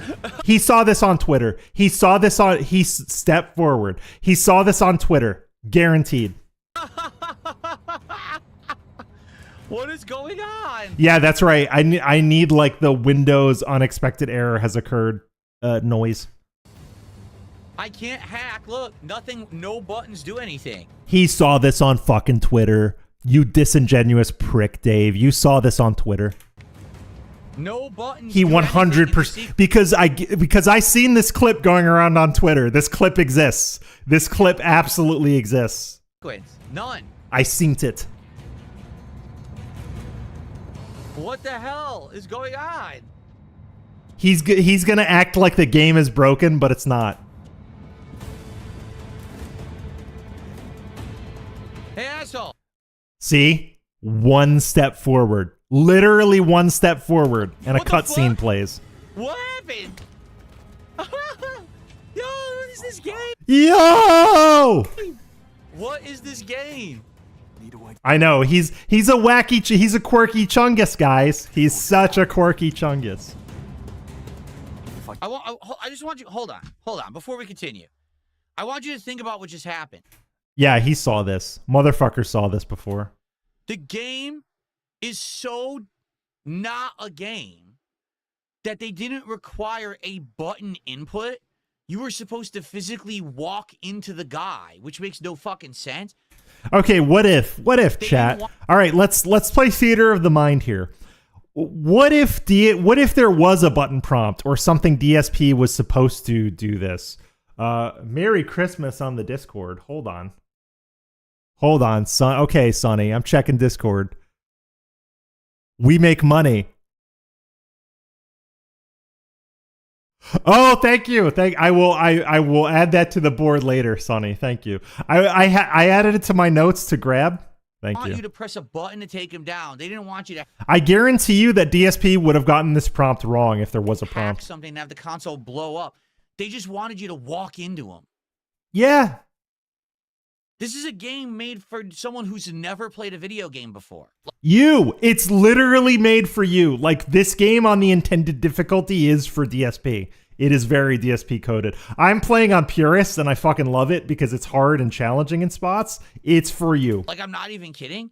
There's nothing intuitive about the game at all because it's the antithesis of a video game. If that makes sense. Like, they Do you know what the word antithesis means? Do you know that word, Dave? made no effort to make this a video game. They were like, oh, well, he'll just walk and bump into the guy and it'll advance. Any gamer would be like, no, you got to shoot him carefully. You got to take him down with a takedown. Maybe do a combo. Maybe no, just bump into him. The driving, atrocious. Oh, driving sequence? Let's fucking go. All right. This driving sequence is so easy, by the way. Not hard. Very exciting. Dude, see that little fucking smile? He thinks, he goes from this, and then he thinks this is a joke. He thinks stern look at the Very camera exciting. to very exciting.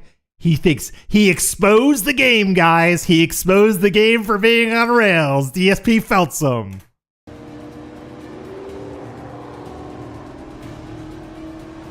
They're not even saying anything. They're just completely silent. I mean, maybe No that's not the dialogue, point. nothing Maybe going on. you're supposed to Yeah. drive. I don't know, man. The gunplay, stupid. Back left. One shot? They die in one shot? Oh yeah, he's playing on intended. Oh my god. What's this about? Bank right.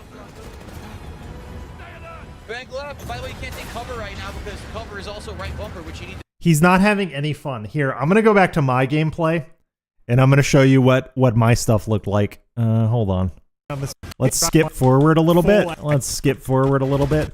Oh, also, this fucking part right here is the coolest thing ever. Right here. This is a great, dude. I love this game. Oh yeah, This game's we're a gonna roller have fight coaster. on top of a massive cargo plane. I was having Give me fun. This that. is me having fun. And DSP not having fun, you know? Thanks for the practice. like the first. I'm gonna do this part. Oh, he See, sabotaged the avionics. this is how you actually play. You go up here. You do this. the plane. Duck and weave, always duck and weave, Swimco. Okay. Oh, I can bank the plane. This is how you have fun. wild. Oh, I can bank the plane in real time. This is crazy. Oh, I just killed. This is so many crazy. This people. is so fucking good. I Oh, killed I can everyone. bank the I plane. literally killed everyone with boxes. This is what DSP should have done. Like, I didn't have to shoot anybody. Killed everyone. and move. This is fucking wild. All right. See you guys. You can have fun with This it. is so crazy. This is so crazy. Oh man. See, like, the game is fun. I don't know what he's fucking talking. Like, the game is fun. The game goes out of its way to try and make you feel cool at all times. And DSP is he has no enjoyment in his life. bank left and right. Bank right. Yeah, that's also true. That's also true, Dingosaurus. He'd complain if it was too different. He's like, "Oh, this isn't like other games. I don't like it." Bank left. Did they go? Oh my god. Oh. Bank left. Oh my god, he is so shit. He is so shit. Well, that was fun. This game is so easy for him. And, Oh my like, god. it's like a silly joke. If you treat it like a comedy game, you might like it. But as a serious Bond game, Oh, or yeah. a serious Here's game in the- any way, I don't know how. Tears you of can the take Kingdom. it seriously. It's like Uncharted and like Hitman together, and I'm just like, I'm baffled because I'm the player, and I'm like, this doesn't feel to me like anything. He's trying to make points here, but really what he should be doing is he should shut up and put the playthrough in the bag. You know what I mean? He really just needs to like put the playthrough in the bag. That's even like Yeah, a Low compared Tips game. did this. Does that make That's sense? right, NWO News. Okay, let me put it this way. This game is the Crimson Desert of spy games, except No, it's not. This is a very focused, curated cinematic experience. Crimson Desert is an open world fantasy sandbox. There is literally no equivalency between these two games. You want to know the equivalency between these two games? I'll tell you, because DSP doesn't like the gameplay and he got Low Tips. That literally what Crimson Desert and 007 First Light has in common. Hey, Depasta Maker, one of my Forza Drift boys. Welcome to the stream. Yeah, he hates games. unlike Crimson Desert, it's narrative based. Nothing is very interesting. Nothing is standing out to me whatsoever. There is a lot of okay. gameplay that's I'm gonna weird. say right now, I really like the story of this game. I like the story of this game as a Bond film. If you think of it as a Bond film, it is a top-notch fucking story. I am genuinely locked in, and I want to know where the story goes next. I had to stop streaming Friday night, but I'm gonna stream after this stream this afternoon today, probably for a couple hours, because I want to know where the story goes. And crammed together, but it doesn't really coherently make sense, and the plot is silly. So I really do feel like it's like one of the weirdest games I've played in a long time. And No, actually, this game is not weird at all. It does a few very good things, but it's a pretty by the numbers like action adventure game. It's an action adventure game with a few cool twists on it, but it's a pretty by the numbers like crowd pleaser. Like this is a stereotypical crowd pleaser. This is almost like something, and this is not an insult, but this is almost like something you'd see out of like Sony first party in like 2016. This is very much like a Sony first party game. Like you could tell me this was a Naughty Dog game from 2014, and I believe you. And like I mean that in a good way. And I wonder, can we get entertainment out of it is the question, right? I'll see you next time. And to shill myself, if you guys want to see me stream this, I'll probably be streaming this. I'll probably go from this stream to streaming 007 First Light on my Logan K channel, to be honest with you. Because I really want to... I got to like a really cool point in that story, and I want to see where it goes. Okay, so that's the 007 segment. People have been telling me, meaning one person in the Discord had been telling me about this dude, Opossum Bud, that criticized DSP's Pokemon card grift, and people said it was very funny. By people, I mean one person that sent this to me in Discord. So I'm very, very interested in this. Pokemon cards where we have Mega Evolution, Big ups Opossum Bud. Order, and we got 6 booster packs. It looks like Meowth is sitting. We got all these other... Wait, what's this music? I know this music. Oh, it's the Mass Effect Citadel music, isn't it? Yeah, it is. It's the Mass Effect like Citadel elevator music. Little characters on there. Yeah, it is. Oh, first, we're gonna try core memory different. unlocked. Okay, see, I run a business. This isn't free. My time is I'm valuable. gonna turn him up a bit. And everyone knows that. So what He's I a bit need low you for to you do guys. is, in order for me to open each one of these packs, I'm gonna need $75 contribution to show support for the stream. Okay, that's what I'm gonna need. I need that money. I do. I need that money. I really do. I need that money. Cheap. No, I'm not. What are you talking about? This you asked for this. This is what you asked for. Decent you wanted DSP this. impersonation. Now you're complaining about Decent. it. You wanted Pokemon cards, and I brought them to you. What am I doing? Working up here for free?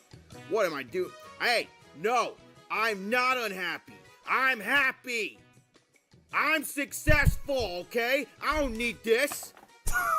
Okay, that's not bad. Oh, it's such a good day. It is such a good day. I never thought this day would come, but we're here. Hey, how's it going, Virgin? Whoa! I'm doing pretty I can immediately tell how serious this guy is about the Pokemans. Look, this dude is not a tourist. This dude is very serious. He's got a Bidoof. He's got a cat shelf for his Bidoof. And he's got a Bidoof on the that. Yeah, this guy is serious. He's locked in. He's got a Bidoof on the cat shelf. good. I bring you a treasure today. I bring you something near and dear to my heart. Yeah, somebody sent this to my DMs and was like, "You have to see this. This is very funny." We're going to be talking, of course, about Dark Side Phil. Now, that name doesn't mean a lot to some of y'all, but to others, you probably already know the story about this whole thing. For those that don't, Dark Side Phil is an internet. You don't like the Bidoof on the shelf? I love it. I love it. But then again, I may not be as much of a Pokemon enjoyer as you, but I like the Bidoof on a shelf. I think it's funny because that's literally just a cat shelf that he put a Bidoof on. This guy's been around for a long time making content. Basically, no since Meryl YouTube content was monetizable. He is most famous. See, for me, my favorite Pokemon is Eevee, because you have a lot of options for evolutions. If I had a cat shelf in my office that I could put a Pokemon plushie on, it'd probably be an Eevee. It'd probably be an Eevee and maybe a Glaceon specifically. I like Glaceon. For a few things. The most notable was playing the skin flute while starting up a stream. And now yeah, this guy is definitely New York, probably Long Island. This guy sounds like he's from Long Island. I've talked to a lot of Long Islanders in my day. He sounds like he's from Long Island.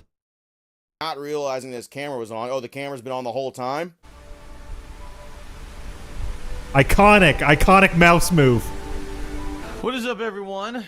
Hello, and welcome. Hello, and welcome. Oh, the camera's on. The camera's on. The camera's been on the whole time, huh? I don't even know. Yep, the old May 1st burst. That is a big famous one that this guy is well known for. Another big one is playing video games very badly. See, he's not very good at games. However, he's been gaming for a very long time. He inspired a little series around him called This Is How You Don't Play, and basically showcases Phil being terrible at all types of video games. My personal favorite is the Devil May Cry one. That is iconic. Okay, this dude's all right. Yeah, that's an iconic playthrough. Not my favorite one. My favorite This Is How You Don't Play is either Deus Ex Human Revolution or Carl Eusebis did a great Mass Effect Legendary Edition, This Is How You Don't Play, where he took moments from the first time Phil played Mass Effect and the Legendary Edition, and he put them next to each other. Same jokes. 10 years later, he did the exact same jokes. That's a legendary one. But this Devil May Cry 1 by Weaponized Venom is pretty good, though not my favorite. That is peak. This Is How You Don't Play. No, he's not a Watching tourist at all. He knows things. Could figure out how to beat this game. He definitely while knows Phil things. is struggling. Professional gamer, might add you. And third, e-begging, just begging for money, not getting support. But also, if you notice too, like, so he is not a DSP detractor. His channel, like, let's look at the rest of the stuff on his channel. Does he generally do? Okay, he does some like lolcow and like drama adjacent stuff occasionally, but he's mostly like a card guy. It seems like he does card tournaments and openings.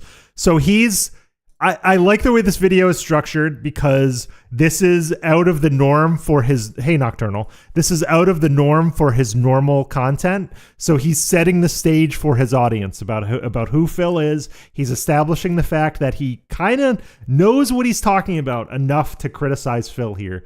And he's also very much a video game enjoyer, because look at all these games. You got Fallout, you got the Mass Effects, you got Red Dead Redemption, video game spines that we recognize, right? People that are there supporting him, that he is not getting enough money. You fucking plebs, I need money. I need that money. I really, really do. All right. I like this guy's presentation. This is very funny. Streaming now this you game fucking for plebs. 2.5 hours. And we've gotten, in the 2.5 hours, I'm not kidding, we've gotten, let's see, $10 of support. So let's absolutely. Some of the best videos critical of DSP come from outside the vortex. I love it. You understand why I ask for contributions, or you fuck off. It's one or the other. Lesser known things, bankruptcy, drama with other creators, blah, blah, blah. You don't need to know that stuff, right? Why am I talking about him? I'm a Pokemon page after all. Oh. That's right. The man stepped into the fucking Thunderdome, baby. We can talk about him. He opened some Pokemon This guy's cards. funny. This is the newest thing he's trying to do for his streams, trying to get people excited to show up, and most certainly not a cash grab in order to cash in on some Pokemon fandom, am I right? Certainly not. He would never do anything of the sort. But this is a very long stream. The actual stream itself is over 2 hours long. I've clipped the best parts to bring you this information. Wow, so what a champion, what a legend. He watched an entire stream. He watched the entire stream to clip the Pokemon card openings. Legend. This dude is putting in work. You've never Am I seen a subbed to grifter this like guy? Darkside Is Phil. Taken L You've subbed to this never guy? seen No, anybody Logan beg K his is. hard I subbed for on your Logan money K as doing soon the as I least saw amount. this existed. Now Taken L is a sub to this guy. This guy is a champion. He's putting in work.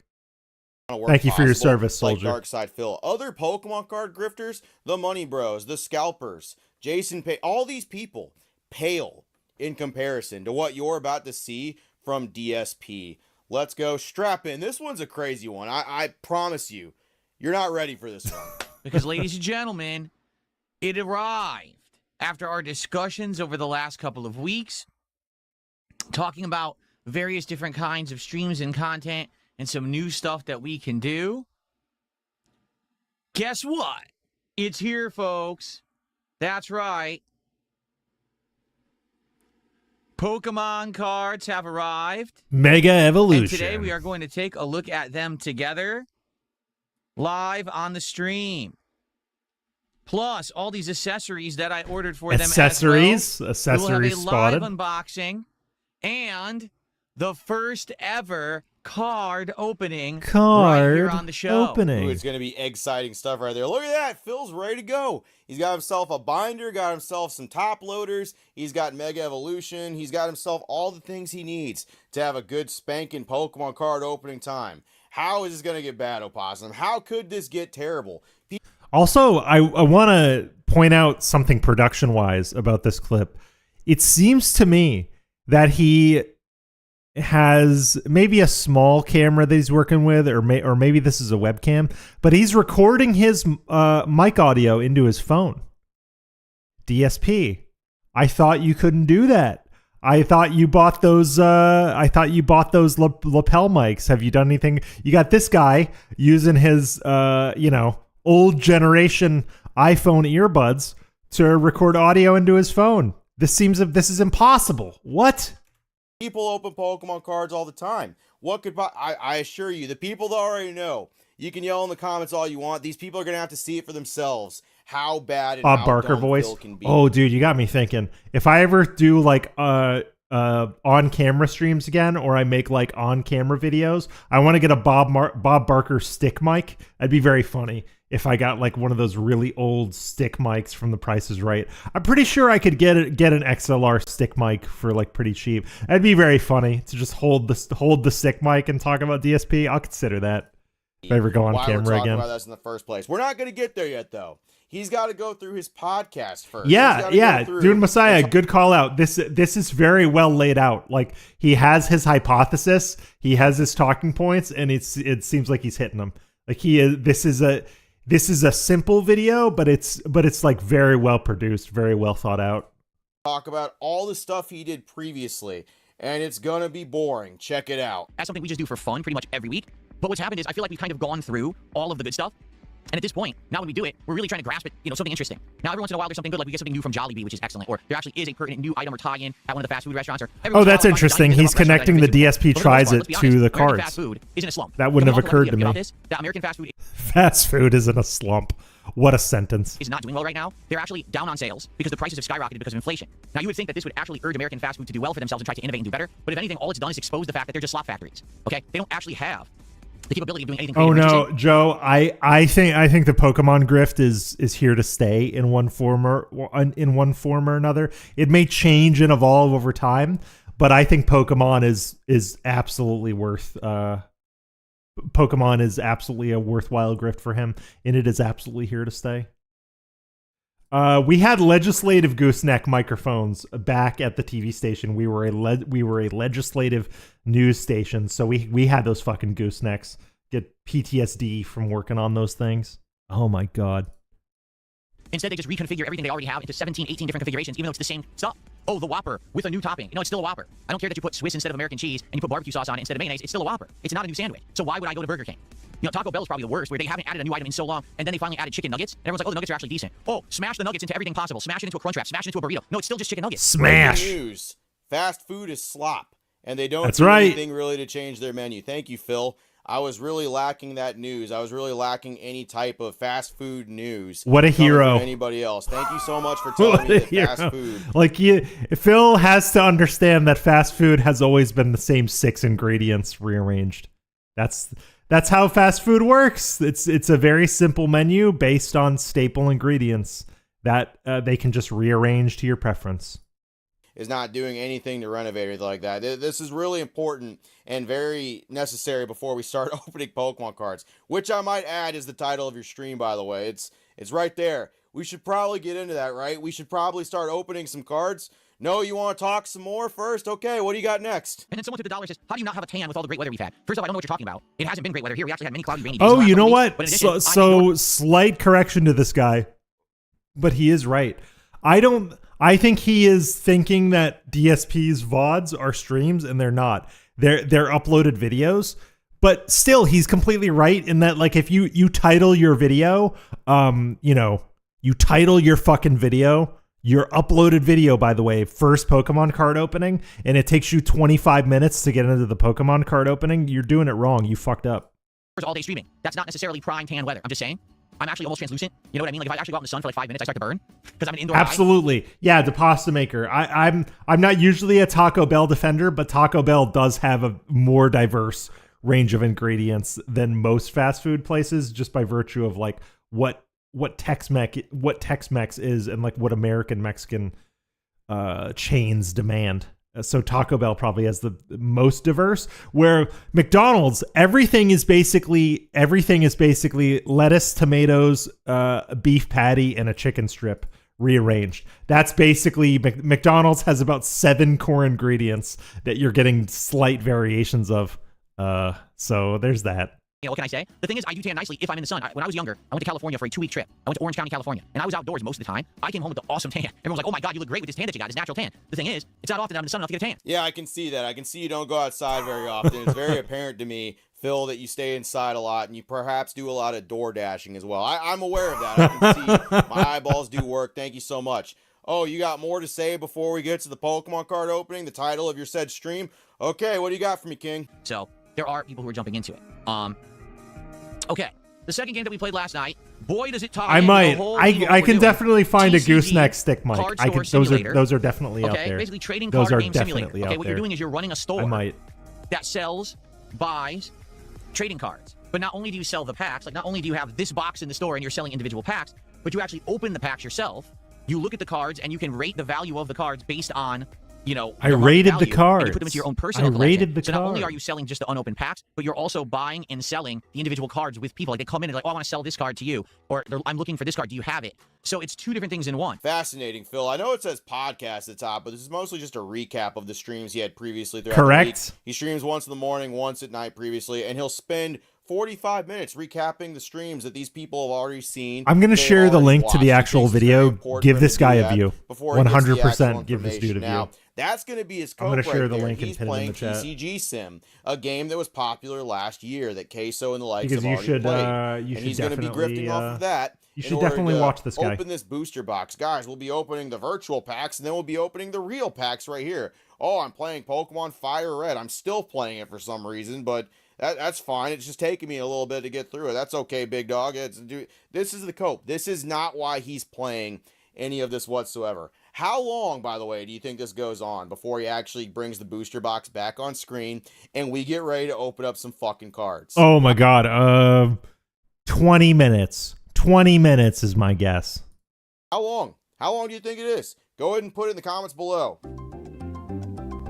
Oh, I pinned the wrong comment. Who Fuck. said 48 minutes? Because ding, ding, ding. 48? You win. That's 48 how long minutes. it fucking takes for him to get to the main attraction of the stream. Holy shit. All right, Good so lord, brother. I think I've covered all the topics I want to cover, 48 folks. minutes. So you know what time it is. Here, I gotta pin that. Should I tell you what time it There you is? 48 minutes? Listen, I faffed about for about 10 or 15 minutes before we got to 007 First Light, but god damn it, we eventually got to 007 First Light. And I wasn't talking about meaningless bullshit. I was leading up to I was edging you guys. I was leading up to it. It's card time, baby. That's right. It's time for us to turn our attention over Telescopic here. gooseneck? and to I gotta take a look for little one. Look at this. We had desk-mounted goosenecks that were in like the legislative chambers that like the legislators would talk into. Those were great mics. Amazing. This will be fun. This would have been fun 40 fucking minutes ago, Phil. Get on with it. So we're getting Yeah, serious, this dude did kill it. All right. Big ups, We're gonna Misery unpack Merchant. cards. We're gonna unpack them the right way. This guy's making me laugh so far. Gloves. So that I don't get any body oils on the cards. They will be absolutely pristine. I would like to point out that there is a point at which, and maybe this guy put it in the video, there is a point at which DSP puts on the gloves, rubs his greasy head, and then touches the cards, thus defeating the purpose. Chain of custody, Burnell. Chain of custody. That's what we're talking about. This goober went and brought some Mickey Mouse ass gloves out to open up some Pokemon cards. This dude is literally sitting here with the May 1st burst gloves, already baby oiled up, some scratchy fabric gloves to open up some Pokemon cards because he does not want to ruin his modern Pokemon card packs he's about to open. This guy is dead serious right now. This guy means it. And he's going to wear them when he opens the packs. Never you fret. He is a professional after all. Let's see if he actually finally cracks this shit open. It's been like 50 minutes. Any body oils on the cards, they will be absolutely Yeah, I heard that. pristine. People were talking about it. That- But also, like, I'm gonna be very like kind of nerdy and pedantic. He's holding the gloves right now in his oily hands for minutes at a time before putting them on, thus defeating the purpose of the gloves. Unless he's gonna turn that part inside out and then put the other part on the inside, which he's not going to do. But like how they if you've ever taken like a first aid course or like God forbid like a forensics class, they teach you how to put on gloves, and what they tell you is to touch the outside of the glove while you're putting it on as little as possible because you're going to contaminate it. That's what we're talking about. We're going to white glove treat the cards today. All right? This is so That's stupid what I'm and talking pointless. about, baby. Big ups, Chio. All right. So let's go. Let's get these gloves on. This is very serious business. You understand? Here we go. I look like Mickey Mouse. Okay. You don't. You look like a potato-headed mime. You look like you're grabbing some invisible cocks right there with your mime gloves, Phil. That's what you actually look like. Brutal. Here's what I got to put the cards in. And yeah, I went with the name brand stuff. Brutal, Went with Ultra Pro. man. Ultra Pro is the name brand company for card, storage and the like. So I got a binder that's actually a 360 card binder. It's enough to actually have all of the cards in this box in it, if I so choose to store them that way. Okay, so let's see here. I think I need a knife or scissors to open this. I have a knife right here. Okay. Here it is. Look at this beautiful black binder. Everybody, just quick pause. Everybody, if you have not already, you should go check out Chio18's channel. Chio18 makes a lot of interesting videos, such as these amazing DSP papercraft videos that have been coming out lately. They're very fun and very stylish. Go check out Chio18's channel. Friend of both of my channels. Big ups, Chio. Elastic like band to hold it closed. That's what it looks like on the inside. Here, let's scoot that down. Oh, it even has, look at that. It even has some nice tissue paper in there. There you go. Oh, my mistake. I thought we were going to open some Pokemon cards. No, we're going to explain binders to people and how binders work. We're going to explain binders. How cards go into Allow me to binders explain. and all the different accessories. That's what we're going to do instead. Holy shit, Phil. Get to the box. You're welcome, This Chio. is the moment Anytime. you've all been waiting for. Happy to promote Okay. channels I like. So We are going that's to- fine with me. Break the seal on this unopened box of Mega Evolution Pokemon cards. We're going to take a look at it for the first time ever. I've never seen anything like this. I've never done this before. First time ever in my life opening a pack of Pokemon cards. Okay? Oh, wait. Oh. We're breaking Oh, wait. the seal. Oh. Yep, I have that pocket knife right here. My suspicion is confirmed. Okay, good knife, DSP. He has a Smith & Wesson Extreme Ops knife. I have 2 of those right here. Amazing. Good knives. I doubt he's cleaned or sharpened it. There we go. He does open it backwards. Wait, hold on. I'm gonna criticize his knife handling. We're breaking the seal. Oh my god. Yeah. Here we go. We're breaking the seal. What an odd way to cut that wrapping. Oh, we go. That's so weird. Okay, fine. Breaking the seal. And how's his grip? His grip is terrible. Terrible knife handling. As a knife There we guy, go.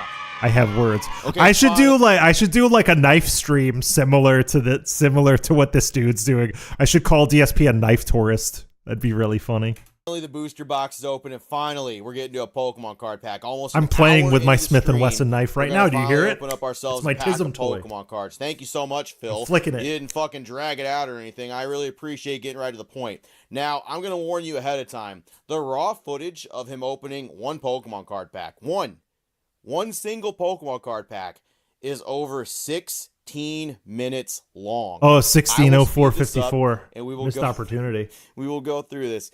This fucking dunce opens a pack. for Nice. 16 He's using the minutes. DSP I'll explain why it vernacular. takes so long after. Dunce. First ever. Open the cards here on my screen. Very Okay, subtle, but I like it. All right, so card one back. It's authentic. Okay, I think there's 10 cards in here, right? 10 cards in a pack, I believe. Okay. That's right. I have no idea what any of the value of any of these cards are. I've never done Pokemon card stuff before, so I have no idea what we're about to see in here. Okay. You're right. I don't know how to reveal the cards properly. What's the proper method to do this? What is it? How do I do it? Yeah, I saw that, Sonny. People in his chat were trying to make him think that he got like a fake pack or like an illegitimately resealed pack. I heard people talking about it. It seemed funny. I don't watch a lot of the night The streams. last 3 cards, so the rare is in the back. What the hell does that mean? No, I don't know that. How do you do that? Here's what I'm gonna do. So we're gonna open the pack. Okay, let's open it. Wow, I can't open it. Because I'm wearing gloves. I can't. I'm wearing gloves. I can't open the pack. Because it's too slippery. I have no grip. I can't grip the pack. Look. I actually can't open it. What the hell? Oh, this How is do you so open this thing? autistic. This is so autistic. It's not a reseal. As you can see, it's not a reseal. It's This is it's so genuinely autistic. sealed and everything. He's autistic. It's not a Thank reseal. you, Mel. But I don't know how to open them. I haven't opened a pack of these since the 90s. Use scissors? Okay, I'll go get scissors then. All right, let me do that. People are saying He's get gonna scissors. use scissors. Okay, I want to know this. I don't know a thing about card openings. Maybe this guy will clear the air about how you're supposed to open a card pack. He can't open a fucking pack of cards. He can't do it. The pack of cards is smarter than Darkside Phil. It has more. It's like hold on. I gotta find a clip. This is probably gonna get me claimed. There's a clip of Napoleon Dynamite that I'm reminded of from watching this. Oh, let's see. Napoleon Dynamite.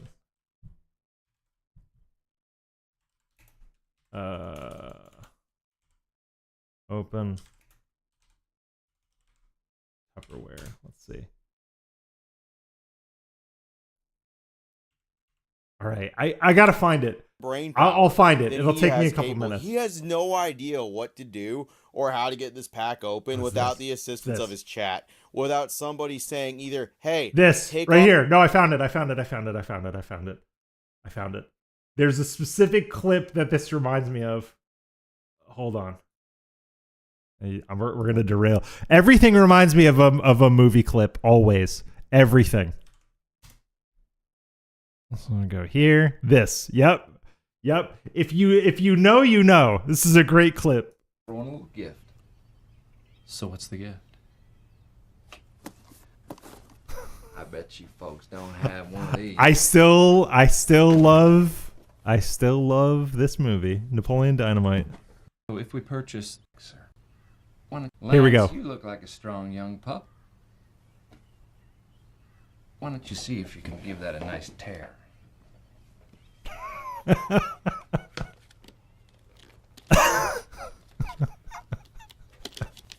Don't hurt yourself now. It is friggin' great. Yeah. He looks so defeated. He's like, I can't do it. I can't. DSP not being able to open the cards reminds me so much of that. Reminds me so much of that guy. It's like, I can't do it. But because I haven't streamed in a while, if you haven't been by my streams, everything reminds me of a movie. Everything. So I often derail to look up movie clips. The stupid ass gloves, which obviously he's not going to do. He has to preserve the value of his Pokemon cards. He needs that money after all. He really, really does. He needs that money. I like how this dude's subtle. This dude fucking tell this dude's cool. Go sub to this dude. Man about scissors to open Pokemon cards. Yeah, that's good stuff. These are for kids, by the way, and they figure out how to open cards all the time. Meanwhile, Phil over here is using his teeth to try to gnaw them open. Scissors, so I don't destroy anything. Sounds like a plan. Let's make sure the cards are in the bottom of the pack then, shall we? Before I destroy all my cards. Okay. Are those real scissors or safety scissors? Ready? No, they're real. They're real. They're real. I suspected safety scissors for DSP, but those are not safety scissors. Those are real. Yeah, okay. I heard about that. He was supposed to be eating steak in almost every scene of the movie, but he was never actually eating it. He'd spit it out. I heard about that, Sonny. So I don't know what we're looking at here. Is that the rare? Is that the rare card right there? Because it looks completely different from these others. That's an energy card, isn't it? No, that's not it. Why does it look different? I have not played Pokemon cards since 2001. I was 11, and I'm pretty sure that's an energy card.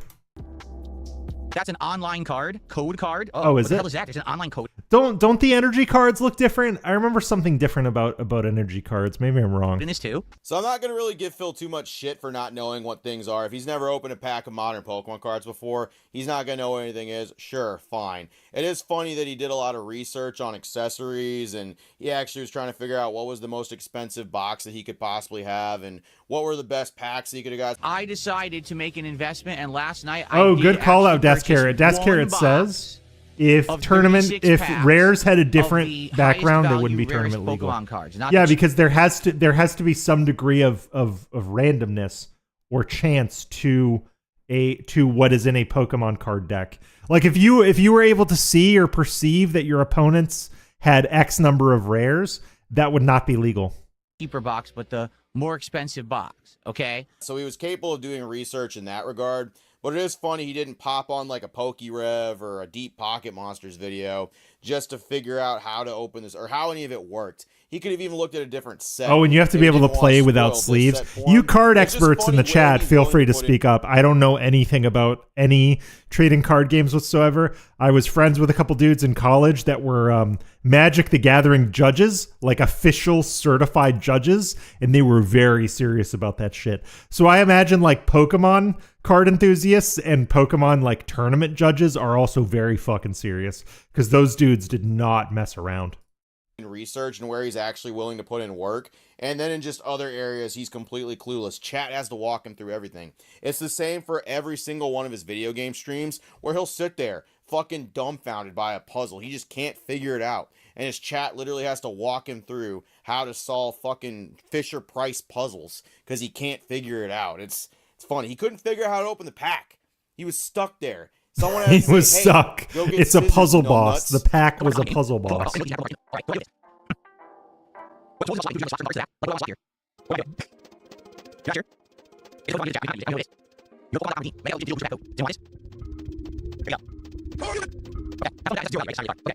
That must have been crazy. Any crease or imperfection caused by the shuffling would lower the value. Oh man, sad. Butchering those cards, I tell you.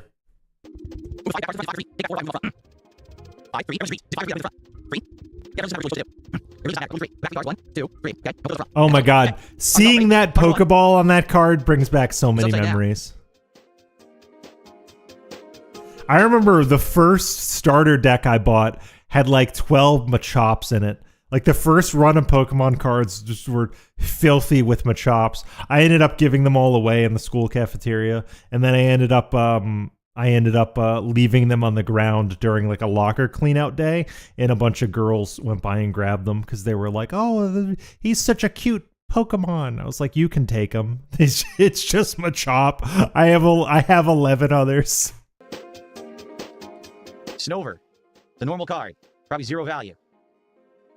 Standard card. Yeah, right? they eventually banned Pokemon cards at my school too, because kids were like actually kicking the shit out of each other at recess to like steal Pokemon cards for each other. It got vicious, but I remember like in the very early Pokemon craze, I didn't get any good cards. I would just get like a million Machops. That's all I got was the million Machops. I'm just going to fast forward to where he actually gets the rare from the pack, because every single card... Hey, listen, listen, I should clarify. I'm sorry, Reformed Des. I'm not slandering Machop. I'm just saying Machops were maybe too common, because in almost every... Well, I was gifted multiple starter decks as a kid, and the starter decks all had like a million Machops in them, and even a lot of the boosters I ended up with would at least have 2 or 3 of them. Maybe I just had rotten luck, and I was drawn to... and like Machops as cards were drawn to me. Is this good? Is this valuable? What is this? I don't know what this is, chat. What is this? And he holds it up on screen for 1 minute and 20 seconds for basically each card to stretch. No, literally, there were kids that were like giving their lunch money away for Pokemon cards. It was insane. It was crazy. Pokemon cards were banned, and then eventually, when people were playing the Game Boy games too much, Game Boy was banned in school. Like you couldn't have your Game Boy out in school. Pokemon caused like Pokemon was like the cell phone distraction before cell phones existed for children. Out as long as he possibly can, just in hopes, just in faint that maybe somebody will give him a donation while he's doing this. Maybe people will give him money. The longer he's doing something, the longer a chance that somebody will throw him $100 fucking dollars. 100% right. Pokemon cards on stream. Oh, we'll get to that here in a second. If DSP's only tactic is biding his time until someone listens to a whale call, that's the only hope he has of extracting like any meaningful money out of anything, is if he does something long enough, a whale will take pity on him and show up. This dude is not a tourist. This dude knows his shit. This dude absolutely knows what he's talking about. I heard Alt and Meerkat were trying to get him on TBS.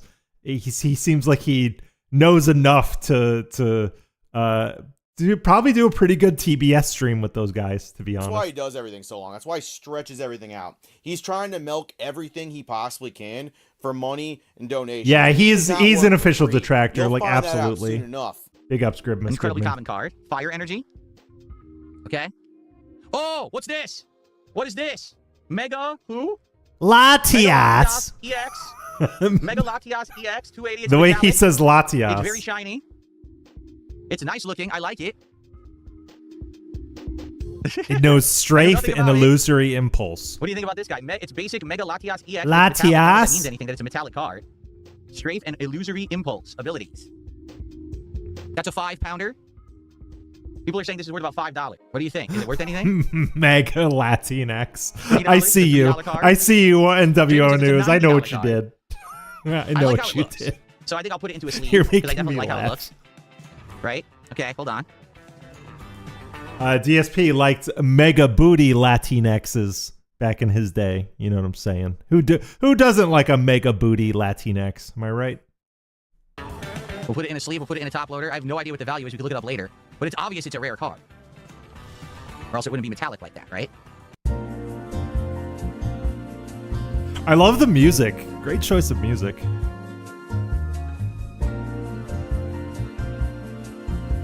Okay, and then he goes through the rest of the pack as such. He pulled himself a Mega Latias. He got his standard EX. Of course, his chat's trolling him, just saying, oh yeah, it's the $90 card. It's $2. It's $5. Just throwing all kinds of values. I just do all that. Okay, but he finally opened a pack. It took him 16 minutes to get it rolling, and you might be thinking, holy shit, that took a while for him to open a pack. But at least he'll get to another pack. At least he's finally going to get moving, and the pack speed will pick up. Correct. It's correct. Bob Hoskins. That's a very, very good point. Not to say that like the community, the card community doesn't like belabor these card openings and doesn't spend a lot of time on them. They do. Because they want to be very careful and considerate of like what they're opening and what they're like logging into their inventory, right? But Bob Hoskins is basically saying they take 30 to 40 minutes per box, not per pack. DSP is inching along at 40 minutes per pack on average. No, that's too simple. Him open another pack? We better have a discussion about this first. So now here's the question, because here's what we got to figure out, everybody. Let's talk about this right now. Okay, let's have a discussion about it. When should I decide to unpack cards? I now have 31 packs left right here. You decide, dude. You can decide whatever you want, and people are either gonna go for it or people are not. It's up to you. Like, you set the tone and the speed of your entertainment. Like there's shit I do on Logan K that some people watch. There's shit I do there that nobody watches. There's stuff on this channel that nobody watches, and there's shit that people show up for. You just have to put out your stuff, and like, your audience will find you. And arguably your audience has found you. Like, that's kind of the folly of DSP. Like, he keeps trying to bounce from audience to audience. So he's trying to do this Pokemon card opening to either A, attract new eyes from like the Pokemon card audience, but they're seeing through it, as the Opossum Bud video is pointing out. And his Pokemon dents, there's not enough of them to sustain this model. So DSP is trying to build an audience based on nothing but a grift. And that's not sustainable long term. That's always his problem. What should be the occasions for which I unpack cards? Okay, number one, I would say, if we're doing a Pokemon stream, you want to know, he should do one per stream, one pack opening per stream. He should replace whatever pre-stream nonsense he has with a card pack opening. He can do it really slow. He can do it over the course of 20 or 30 minutes. He can talk while doing it. He can read chat while doing it, and that's his pre-stream. Boom, problem solved. Like, that's it. Just do one per day and don't monetize it. Whatever. Just do it for fun. We do like a pack of cards for Pokemon stream, right? Like, why not? Why not just do, every time we're doing Pokemon, at some point during the stream, let's open a pack. Yes, he thinks he has a different audience per every stream, per every game. And in some cases he does, but that's a really like bad way to run a chat. Yeah, do it for Dale. Do it for Dale. That's right. Pack of cards. Okay? So that's number one. The other thing is, we may play the the trading card sim game soon. We might even play it next week. I think like, it's cool to do things like I'm going to be doing the once a month game giveaway at the end of every month, whether I stream the last day of the month or not. That's just a cool thing that I want to do. If people want to participate in it, if people want to, become members for it, become members. But like, I'm not going to get mad if nobody buys memberships. Like, that doesn't make sense. I'm doing it because I think it would add to the stream. He should look at Pokemon card openings, or he should do it in a way that it's like, it's an added thing. It's added value for the audience in some way, shape, or form, instead of like, oh, when should I open it so that you contribute to me? He's doing it backwards. He's trying to structure Pokemon card openings so that it's added value for him, when as the entertainer, and I say that in quotes, he should be doing it in a way that adds value for his audience. Meaning he should do it like whether he gets the results he's looking for or not, because he doesn't believe in building towards anything. Like, if he really wants to build hype for these Pokemon streams, for these Pokemon card things, he should do one every stream. He should do one every stream consistently so people can look forward to it. At least that's what I think. You're opening virtual packs of cards. I think at least once when we do those, we should probably open a pack of cards for that too. Okay? I mean, just being honest and fair, I think that would make sense. Also, cool. Yeah, Bob Hoskins, that's actually like the better take here. He should actually just not do it. But I think my hypothetical, if he were to do it, he should just do one every stream. Like, if he wants to make it part of his content, he should make it part of his content. He should do one every stream. He should do one every stream. And if people contribute, they contribute. And if they don't, they don't. You move on. That's it. It's so simple. Open a pack of cards. If we're playing the trading card game on nights when we decide to play that, if we do, we open it then. Okay? Now, outside of that, all right, when else? Because here's the thing.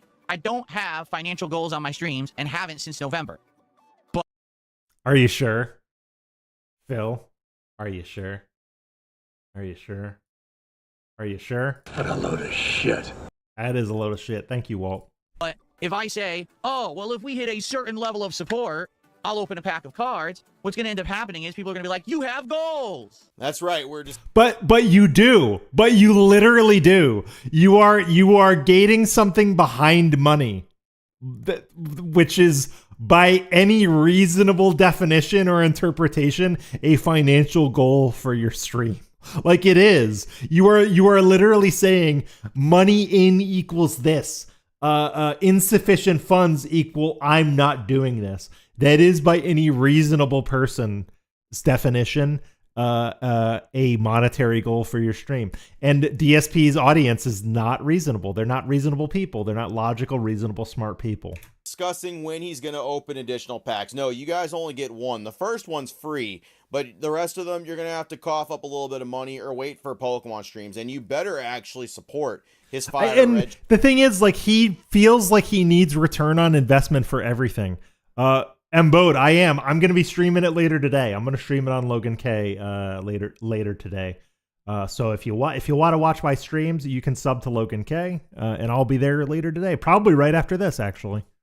Streams, you better support his TCG Sim streams. You better do so, or else I guarantee he's not going to open up the pack. And even if he does, he's going to open it up all bitter and disheveled and not even be happy about it because he's not gotten any money. Absolutely correct. So the free openings he will do are going to be terrible. He's making a terrible outcome for the audience either way. Either some absolute rube has to give him $50, or no one's going to give him $50 and he's going to be fucking pissed. Either way, the audience loses. So I'm actually getting more on the Bob Hoskins train. The Bob Hoskins school of thinking is that he just shouldn't do this. He just shouldn't do this, and he should just set a goal. He should just it would be better, slightly better for him to just go back to the $150 goal. At least he'd come by that honestly. At least if he said, I need $150 to play this game, because he does. Like, that's realistically what his goal is. He's just not saying it.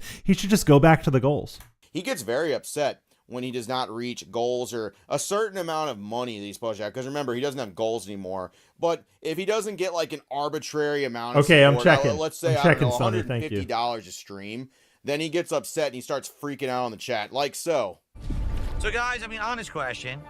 Are we ever going to get any support on this stream? Like, I always thought, okay, it's a slow stream, but at least someone would support by the end. I'm not kidding you. There has been one person who contributed the entirety of the gameplay of the stream, 3 hours.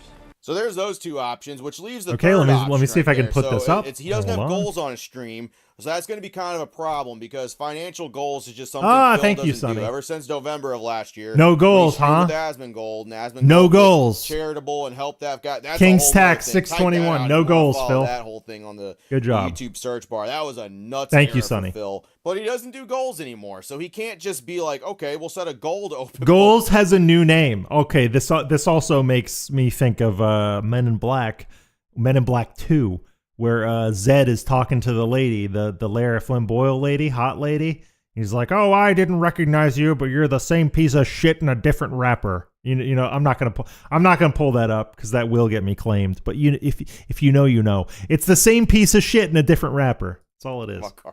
So what's his solution?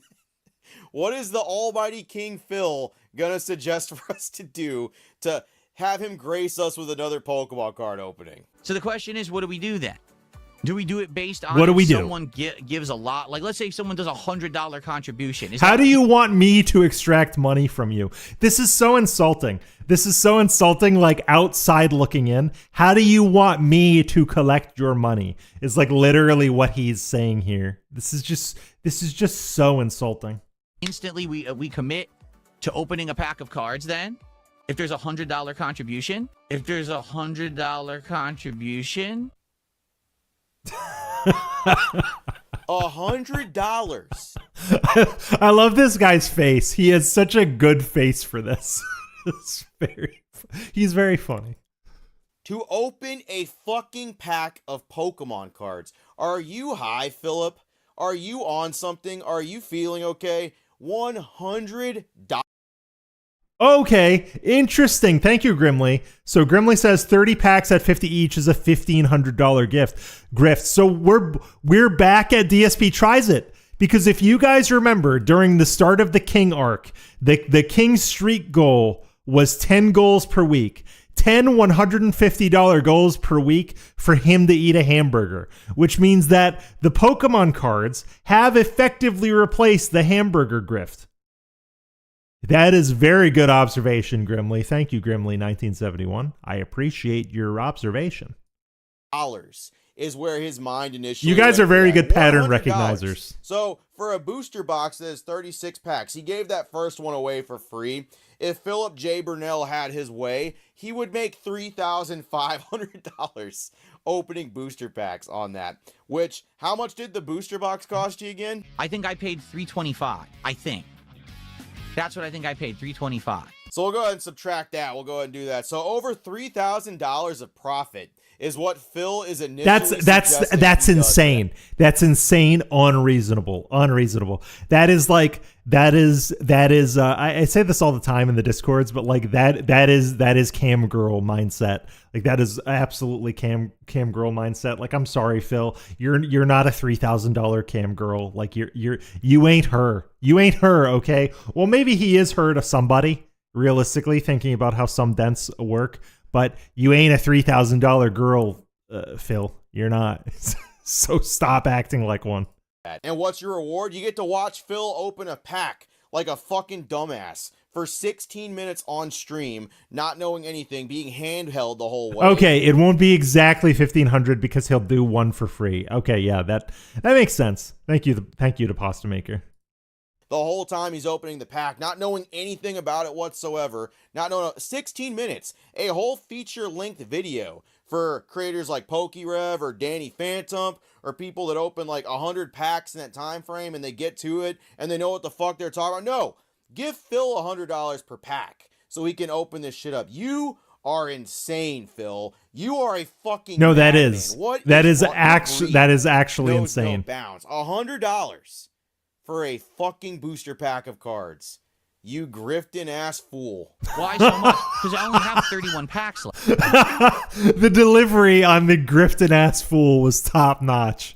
Oh my god. I might have to clip that. I might have to go back and clip that for my video clips. I gotta add to my clips library. Knows no bounds. $100 for a fucking booster pack of cards. You grifting ass fool. Why so much? Because I only have 31 Oh, packs you know what? left. I gotta add something to the Saki Dunces channel in Discord. Hold on. Right? Hold on. I don't have 31 packs left.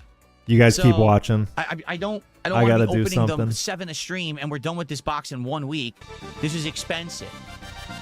You do understand that this box cost a lot of money, right? So I don't want to just go through it, within a week. Look here, you pores. This booster box costs money, okay? You can't afford this booster box, but me, Phil, can. But I can't afford it so much that I can just open these booster packs. So the solution, very clearly, is $100 per booster pack. You must pay me a crisp Benjamin in order for me to open a goddamn booster pack. But you pores... For a pack.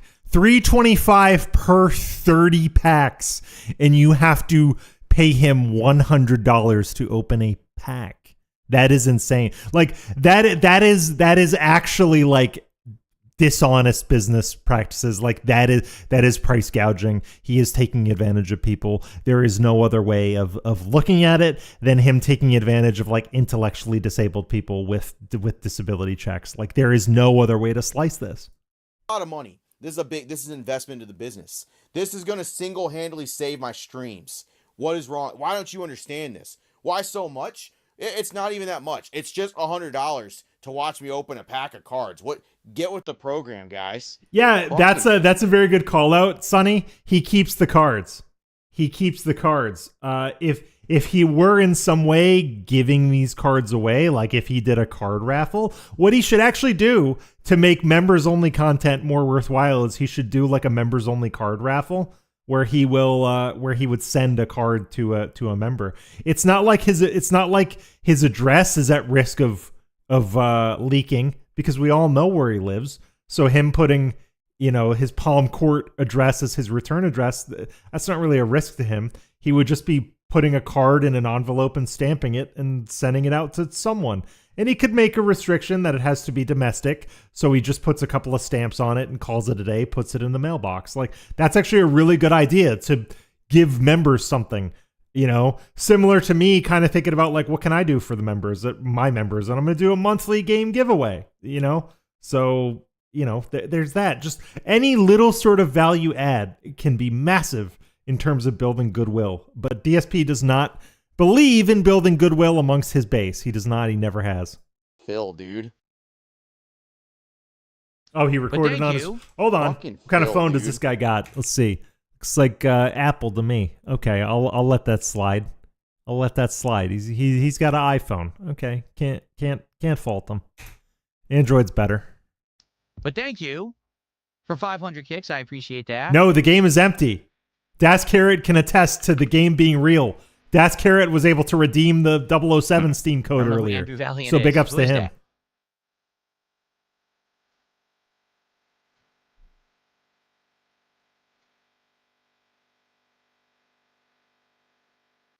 Some people are saying 50 rather than 100. Yep, that's right. Well, here's the thing, okay? Here's why I'm apprehensive about doing every 50. Yeah, here's the thing about paying $50 instead of $100. See, $50. Oh, that's right. That's right. It's actually 50% less. That's right. He does get digital versions. Because there is like a digital card code per pack. He could give that away.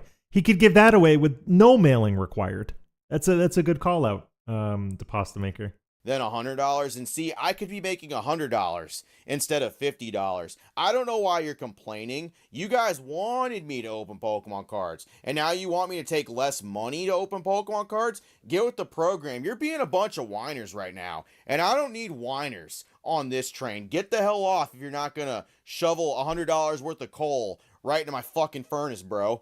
Jesus Christ. That's the thing. So now Ronan points out that Phil, like I've said, Phil is worse than a Whatnot streamer, but at least those idiots bid on the packs with a chance to have the cards. Phil charges 50 and nothing in return.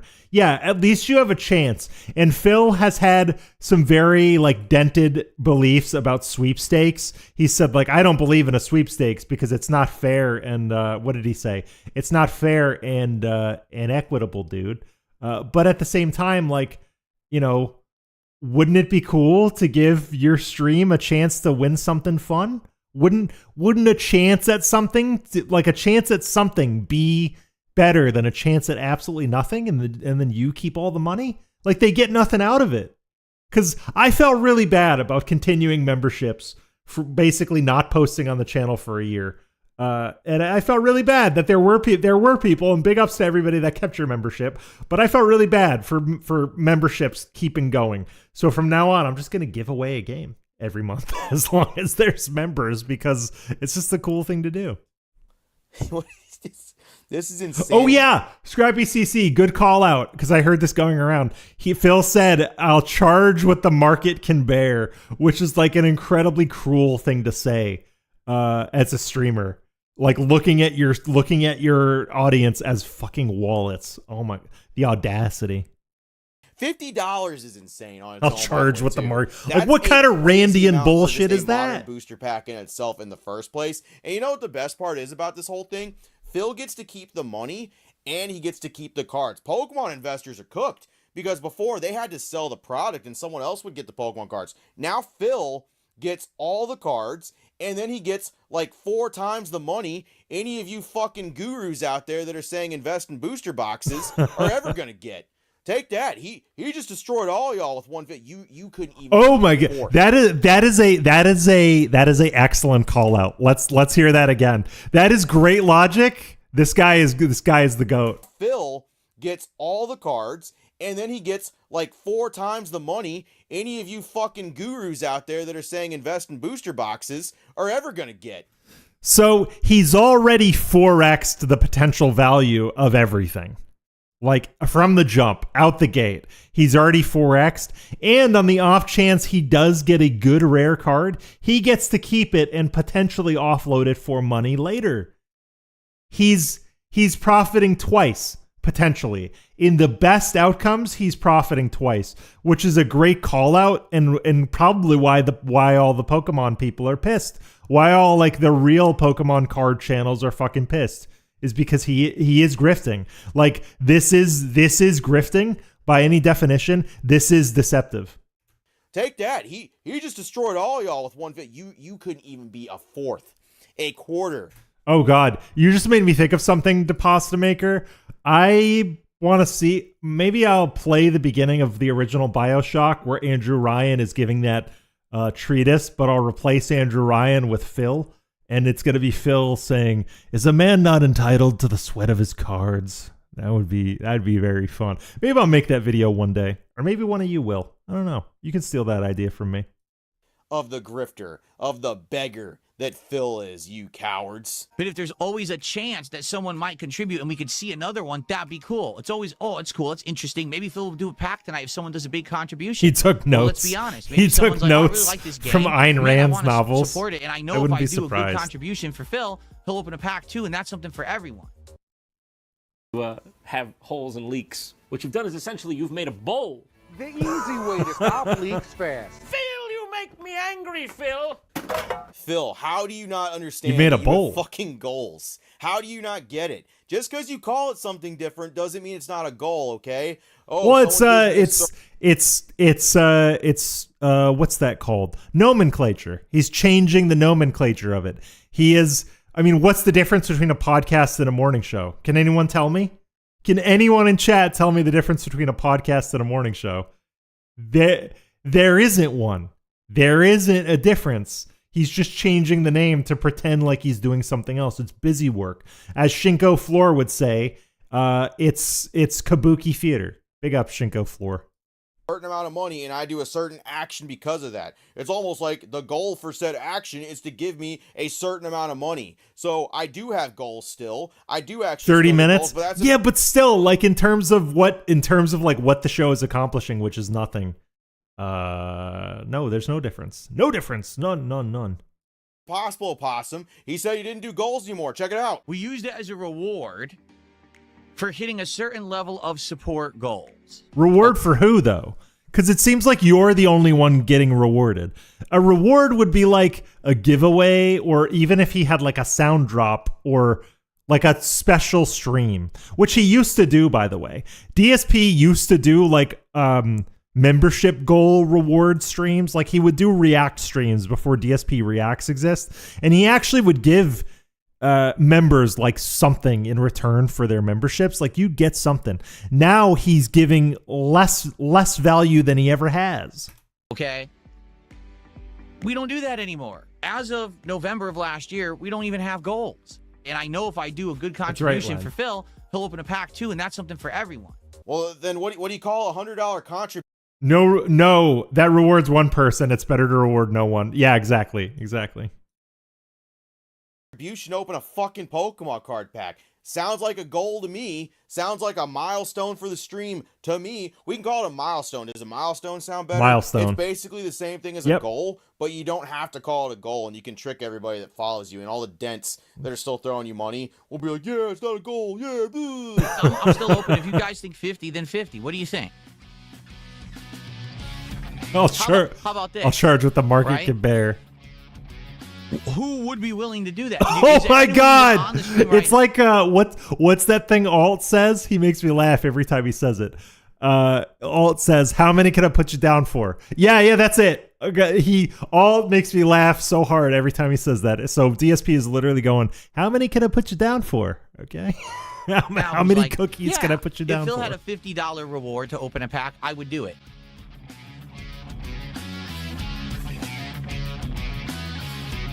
What the fuck is this music? Brother.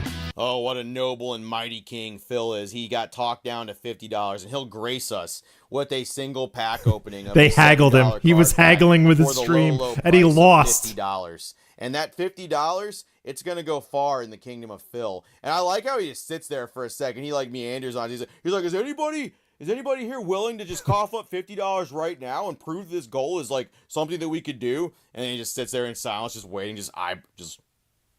Yep, scanning the chat. Yep. This guy knows his shit. This guy's got it. $50? This guy's been watching for a while. Straight Aces, you seem to be misinterpreting. He goes, people can spend $50 to watch a TCG streamer open cards and ship it to them. This isn't a card stream. My content isn't cards. No, but it is though. But you're making it like you are. You're making it cards. As soon as you wall something behind money, that is your content. Because that's how you operate. This light bulb head is lying to your face. He's pissing on your boots and telling you it's raining. I ain't pissing on your boots, it's just raining. Cards are not my content. Motherfucker, you're charging $50 per pack. At least $50 per pack. If you can get more, you're gonna get more. This is your content. Stop lying to people. This is a special thing in tandem with me already providing you an entertaining stream, a podcast, a Pokemon gameplay stream, a trading card store stream, a Lego Batman stream, whatever it may be. You're already getting the content. That's why, because he do the same thing with Feasting with Phil versus DSP Tries It. Because he had two different food gimmicks. He had a Feasting with Phil, which I think is just when Phil would eat something, he would just charge money to eat something. And a DSP Tries It was a review, but they were both kind of the same thing. We would call them different things at different times when it fit. He's doing the same thing here. He's playing that same semantic game of being like, no, my content has nothing to do with Pokemon cards at all. I'm not a Pokemon card streamer, but you're titling your video Pokemon card opening, motherfucker. You're lying to people. You are literally pissing on boots and telling people it's raining. You're the worst kind of liar.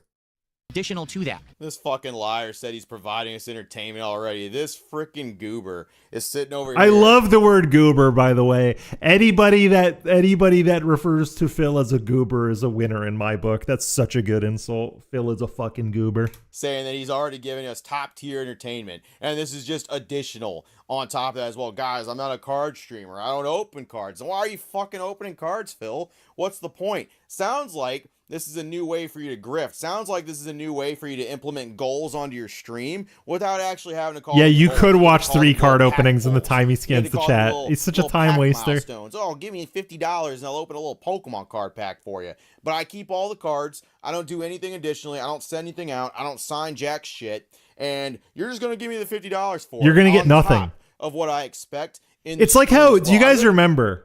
Because there's gaps. I have gaps because I took a massive hiatus from DSP content for a while.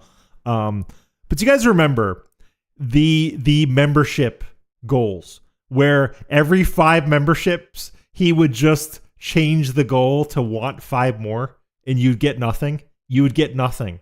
Like literally nothing. He'd say, okay, well, we're at 35 memberships. Can you make it to 40? And then somebody would give him a 5 bomb and he would just change that 40 to a 45.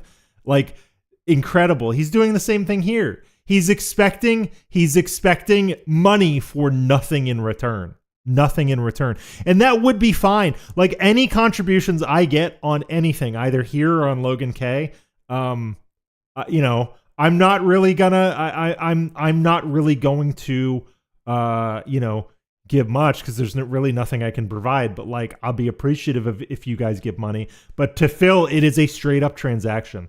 Like he is literally like, okay, 5 members, you get nothing. You actually get nothing for the money. Like barely a shout out. It's terrible. Yeah, I'm gonna keep the cards and you're gonna like it. I can hear that in his voice. You're gonna like it. To be doing that as well. This is the incentive for you to be donating to me on my stream so I can actually get that money. I need that money. I really, really do. This guy's greed knows no bounds. And when this inevitably fails, because there's a rule to this as well. You can't just give $50 over. Yeah, Sav's music choices are pretty good. She has good taste in music. Big ups to Sav. Better be $50 all at once. Check this out. All right, we'll do it. $50. If someone does a $50 super chat, 10 $50. He's such a carnival kicks, barker. That would be. Step right up, folks. $50. $50. Okay. Or super right here, for 50. A $50 contribution. All right. During a stream. It has to be in one go too. It can't be like, oh, I'll give you a $5 super chat, then a $5 super chat, then a 5, then a 5, then a 5, then a 5 over 4 hours, and then all of a sudden it added up. Why not? Now at the end, no, you do it. Why not though? Why not? Why can't it be a group goal, a community goal? He could literally here, guys. I'm gonna do this. It means nothing. This is not a real goal. This is not a real goal. But if I were to say one super chat goal,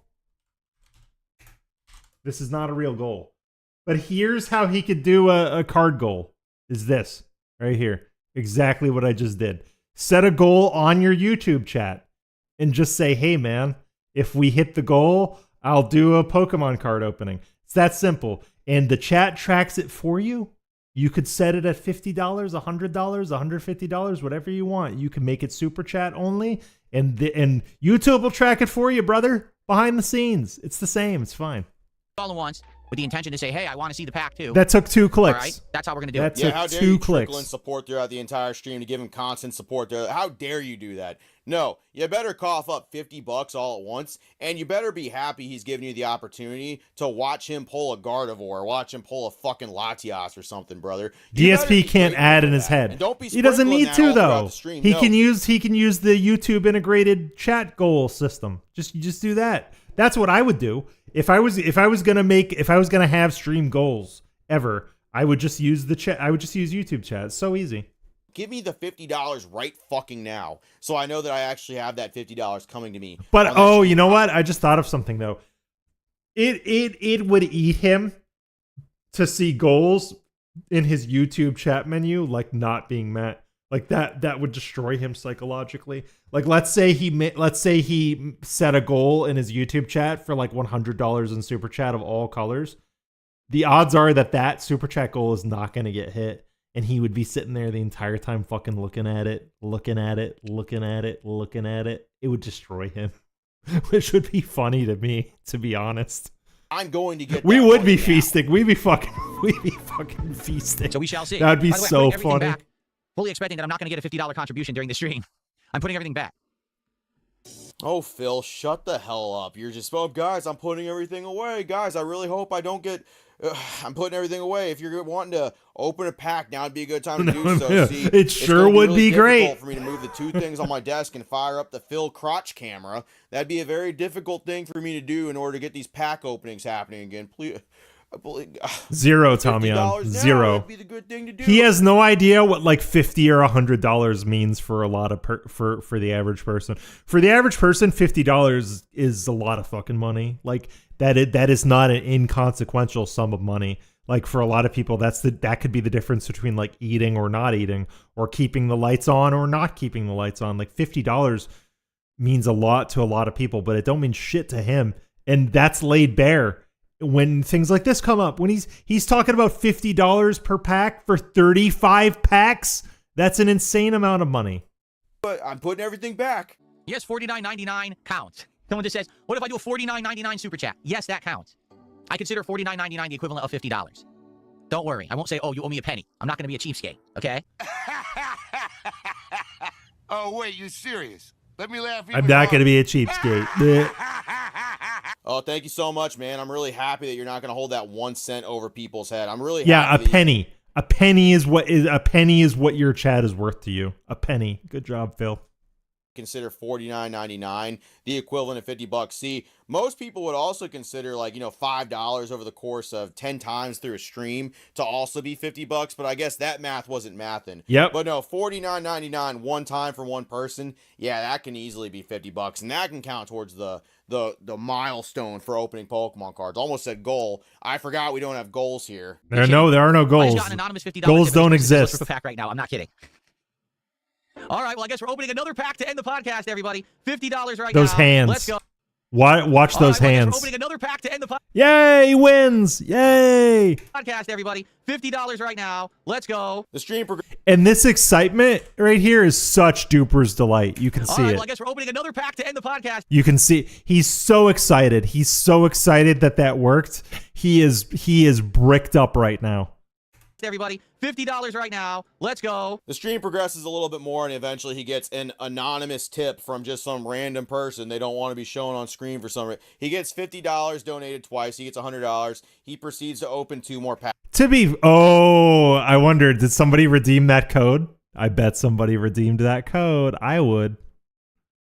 I'm not, well, hey, if someone in here wants to try and redeem that code, I can't stop you.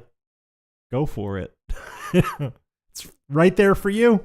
Packs, and those pack openings go the exact same way, the exact same formula, the exact same speed, the exact same level of boring. And so this man opened 3 booster packs. He's Luigi. Throughout the course That's right. of a 2-hour stream. 3. He opened 3 booster packs. Look, I'm going to throw up on screen me opening 3 booster packs as I'm editing this video right here. See, Phil, grifting into the Pokemon space, man, you're right at home. We already have a ton of grifters that are here. He's grifting. We already have a ton of people that are just milking this place. A bunch of fake fans, a bunch of normies that walk into here that are milking this place. See, this dude is cooking through these cards. Fucking OF girls walking around here as if they're influencers and celebrities that have no fucking idea what any Pokemon is. Oh, he lumped Phil in with the OF girls. He's a man after my own heart. I do that all the time. All they know is chase cards for sets, and they're looking for those. They make the content. They come here. They milk this place dry. They get their money, and they leave. And so you're right at home, Phil, when it comes to that. But this takes the cake, because you won't even open a booster pack for no less than $50. $50 to open every single booster pack that I'm ever doing. Can you imagine if PokeRev did that? Can you imagine fast and efficient opening? Yes. Or anybody else, Mystic Rips, anybody who opens. Who doesn't like a fast and efficient opening? You know what I mean? Very good. A ton of booster packs. Alex Ketchum, you should be getting paid to look for those tag teams, man. You should be getting paid to look at Pat, you should be getting $50 for every single should I open it or should I keep it sealed, on top of the money that you're getting for everything else. So you should be getting paid. And I should have got $150 for this pack opening that I just did right here, for this beautiful pack opening that I did. I don't know if I got that is an incredible call out. Very good call out. Maybe I got myself a super pull. I expect to see $150. Go for it, dude. I would love to watch you. I would love to watch you rip some packs, Len. Go for it. Down here, I expect to see it. If Darkside Phil can get $100 to open some fucking booster packs, that should be the giveaway. He should give away the code. He should give away the code every stream. Like, he should give someone the digital pack. He should give that away. Like, by rights, he should give people the digital pack code. That'd be kind of cool, because it could be like, hey, what do you could have the matching pack that I have, but digitally, you know? Or he keeps the digital packs and he gives the cards away, but he ain't got to do that. Well, fuck, soaking opossum bud. That's all I got. Just wanted to share. We'll be keeping an eye on Phil, okay? But you have never seen a grifter. You've never seen one quite like Phil, where they want $100 starting out to open a booster pack. And this is incredible. Just the beginning. This is just entry-level bullshit. That's incredible, for Mr. man. Phil himself. He's been doing stuff like this for 17 years, being a grifter, a e-beggar, and just the worst content creator that exists on this space. You might feel a little bad for him. You might think people are going a little bit hard on him. They are not. In fact, we're not going hard enough on the guy. If anybody deserves what's happening, it's going to be correct. Phil. Literally, type out all the stuff that I said in the very beginning of this. Type out all the instances of it. I probably sprinkled a couple of them throughout the video, and you will not be disappointed to find out what a terrible person Darkside Phil is. That's all I got. Appreciate it, Virgin Gang. See you later. You know what? I want $50 for every pack I ever open. I want all that too. I better be getting it. I should be getting it for all the work that I did here and everything. Big ups, Virgin Gang. All that money. I need that money. I really, really do. I need that money. All right, big ups. Great video by Opossum Bud. I'm going to put it in the chat one last time. You guys should sub to this guy. He seems great. That's all I got for today for DSP. That's all I really wanted to go over. I am going to redirect you to King Jad VCMP. He's playing Hitman Freelancer. That's a perfect redirect for me. Fuck yeah. So in a couple of minutes, you guys will go to King Jad, and you can watch him play some Freelancer. I am going to play 007 First Light probably in about an hour from now. If you want to see that, consider subbing to Logan K if you have not. Sub to this channel if you have not. And consider becoming a member if you want to take advantage of the monthly game giveaways that Phil doesn't like going forward. But I'll see you guys next time. And you guys are going to be redirected to King Jad. So you guys are awesome. Come by again soon. See you next time.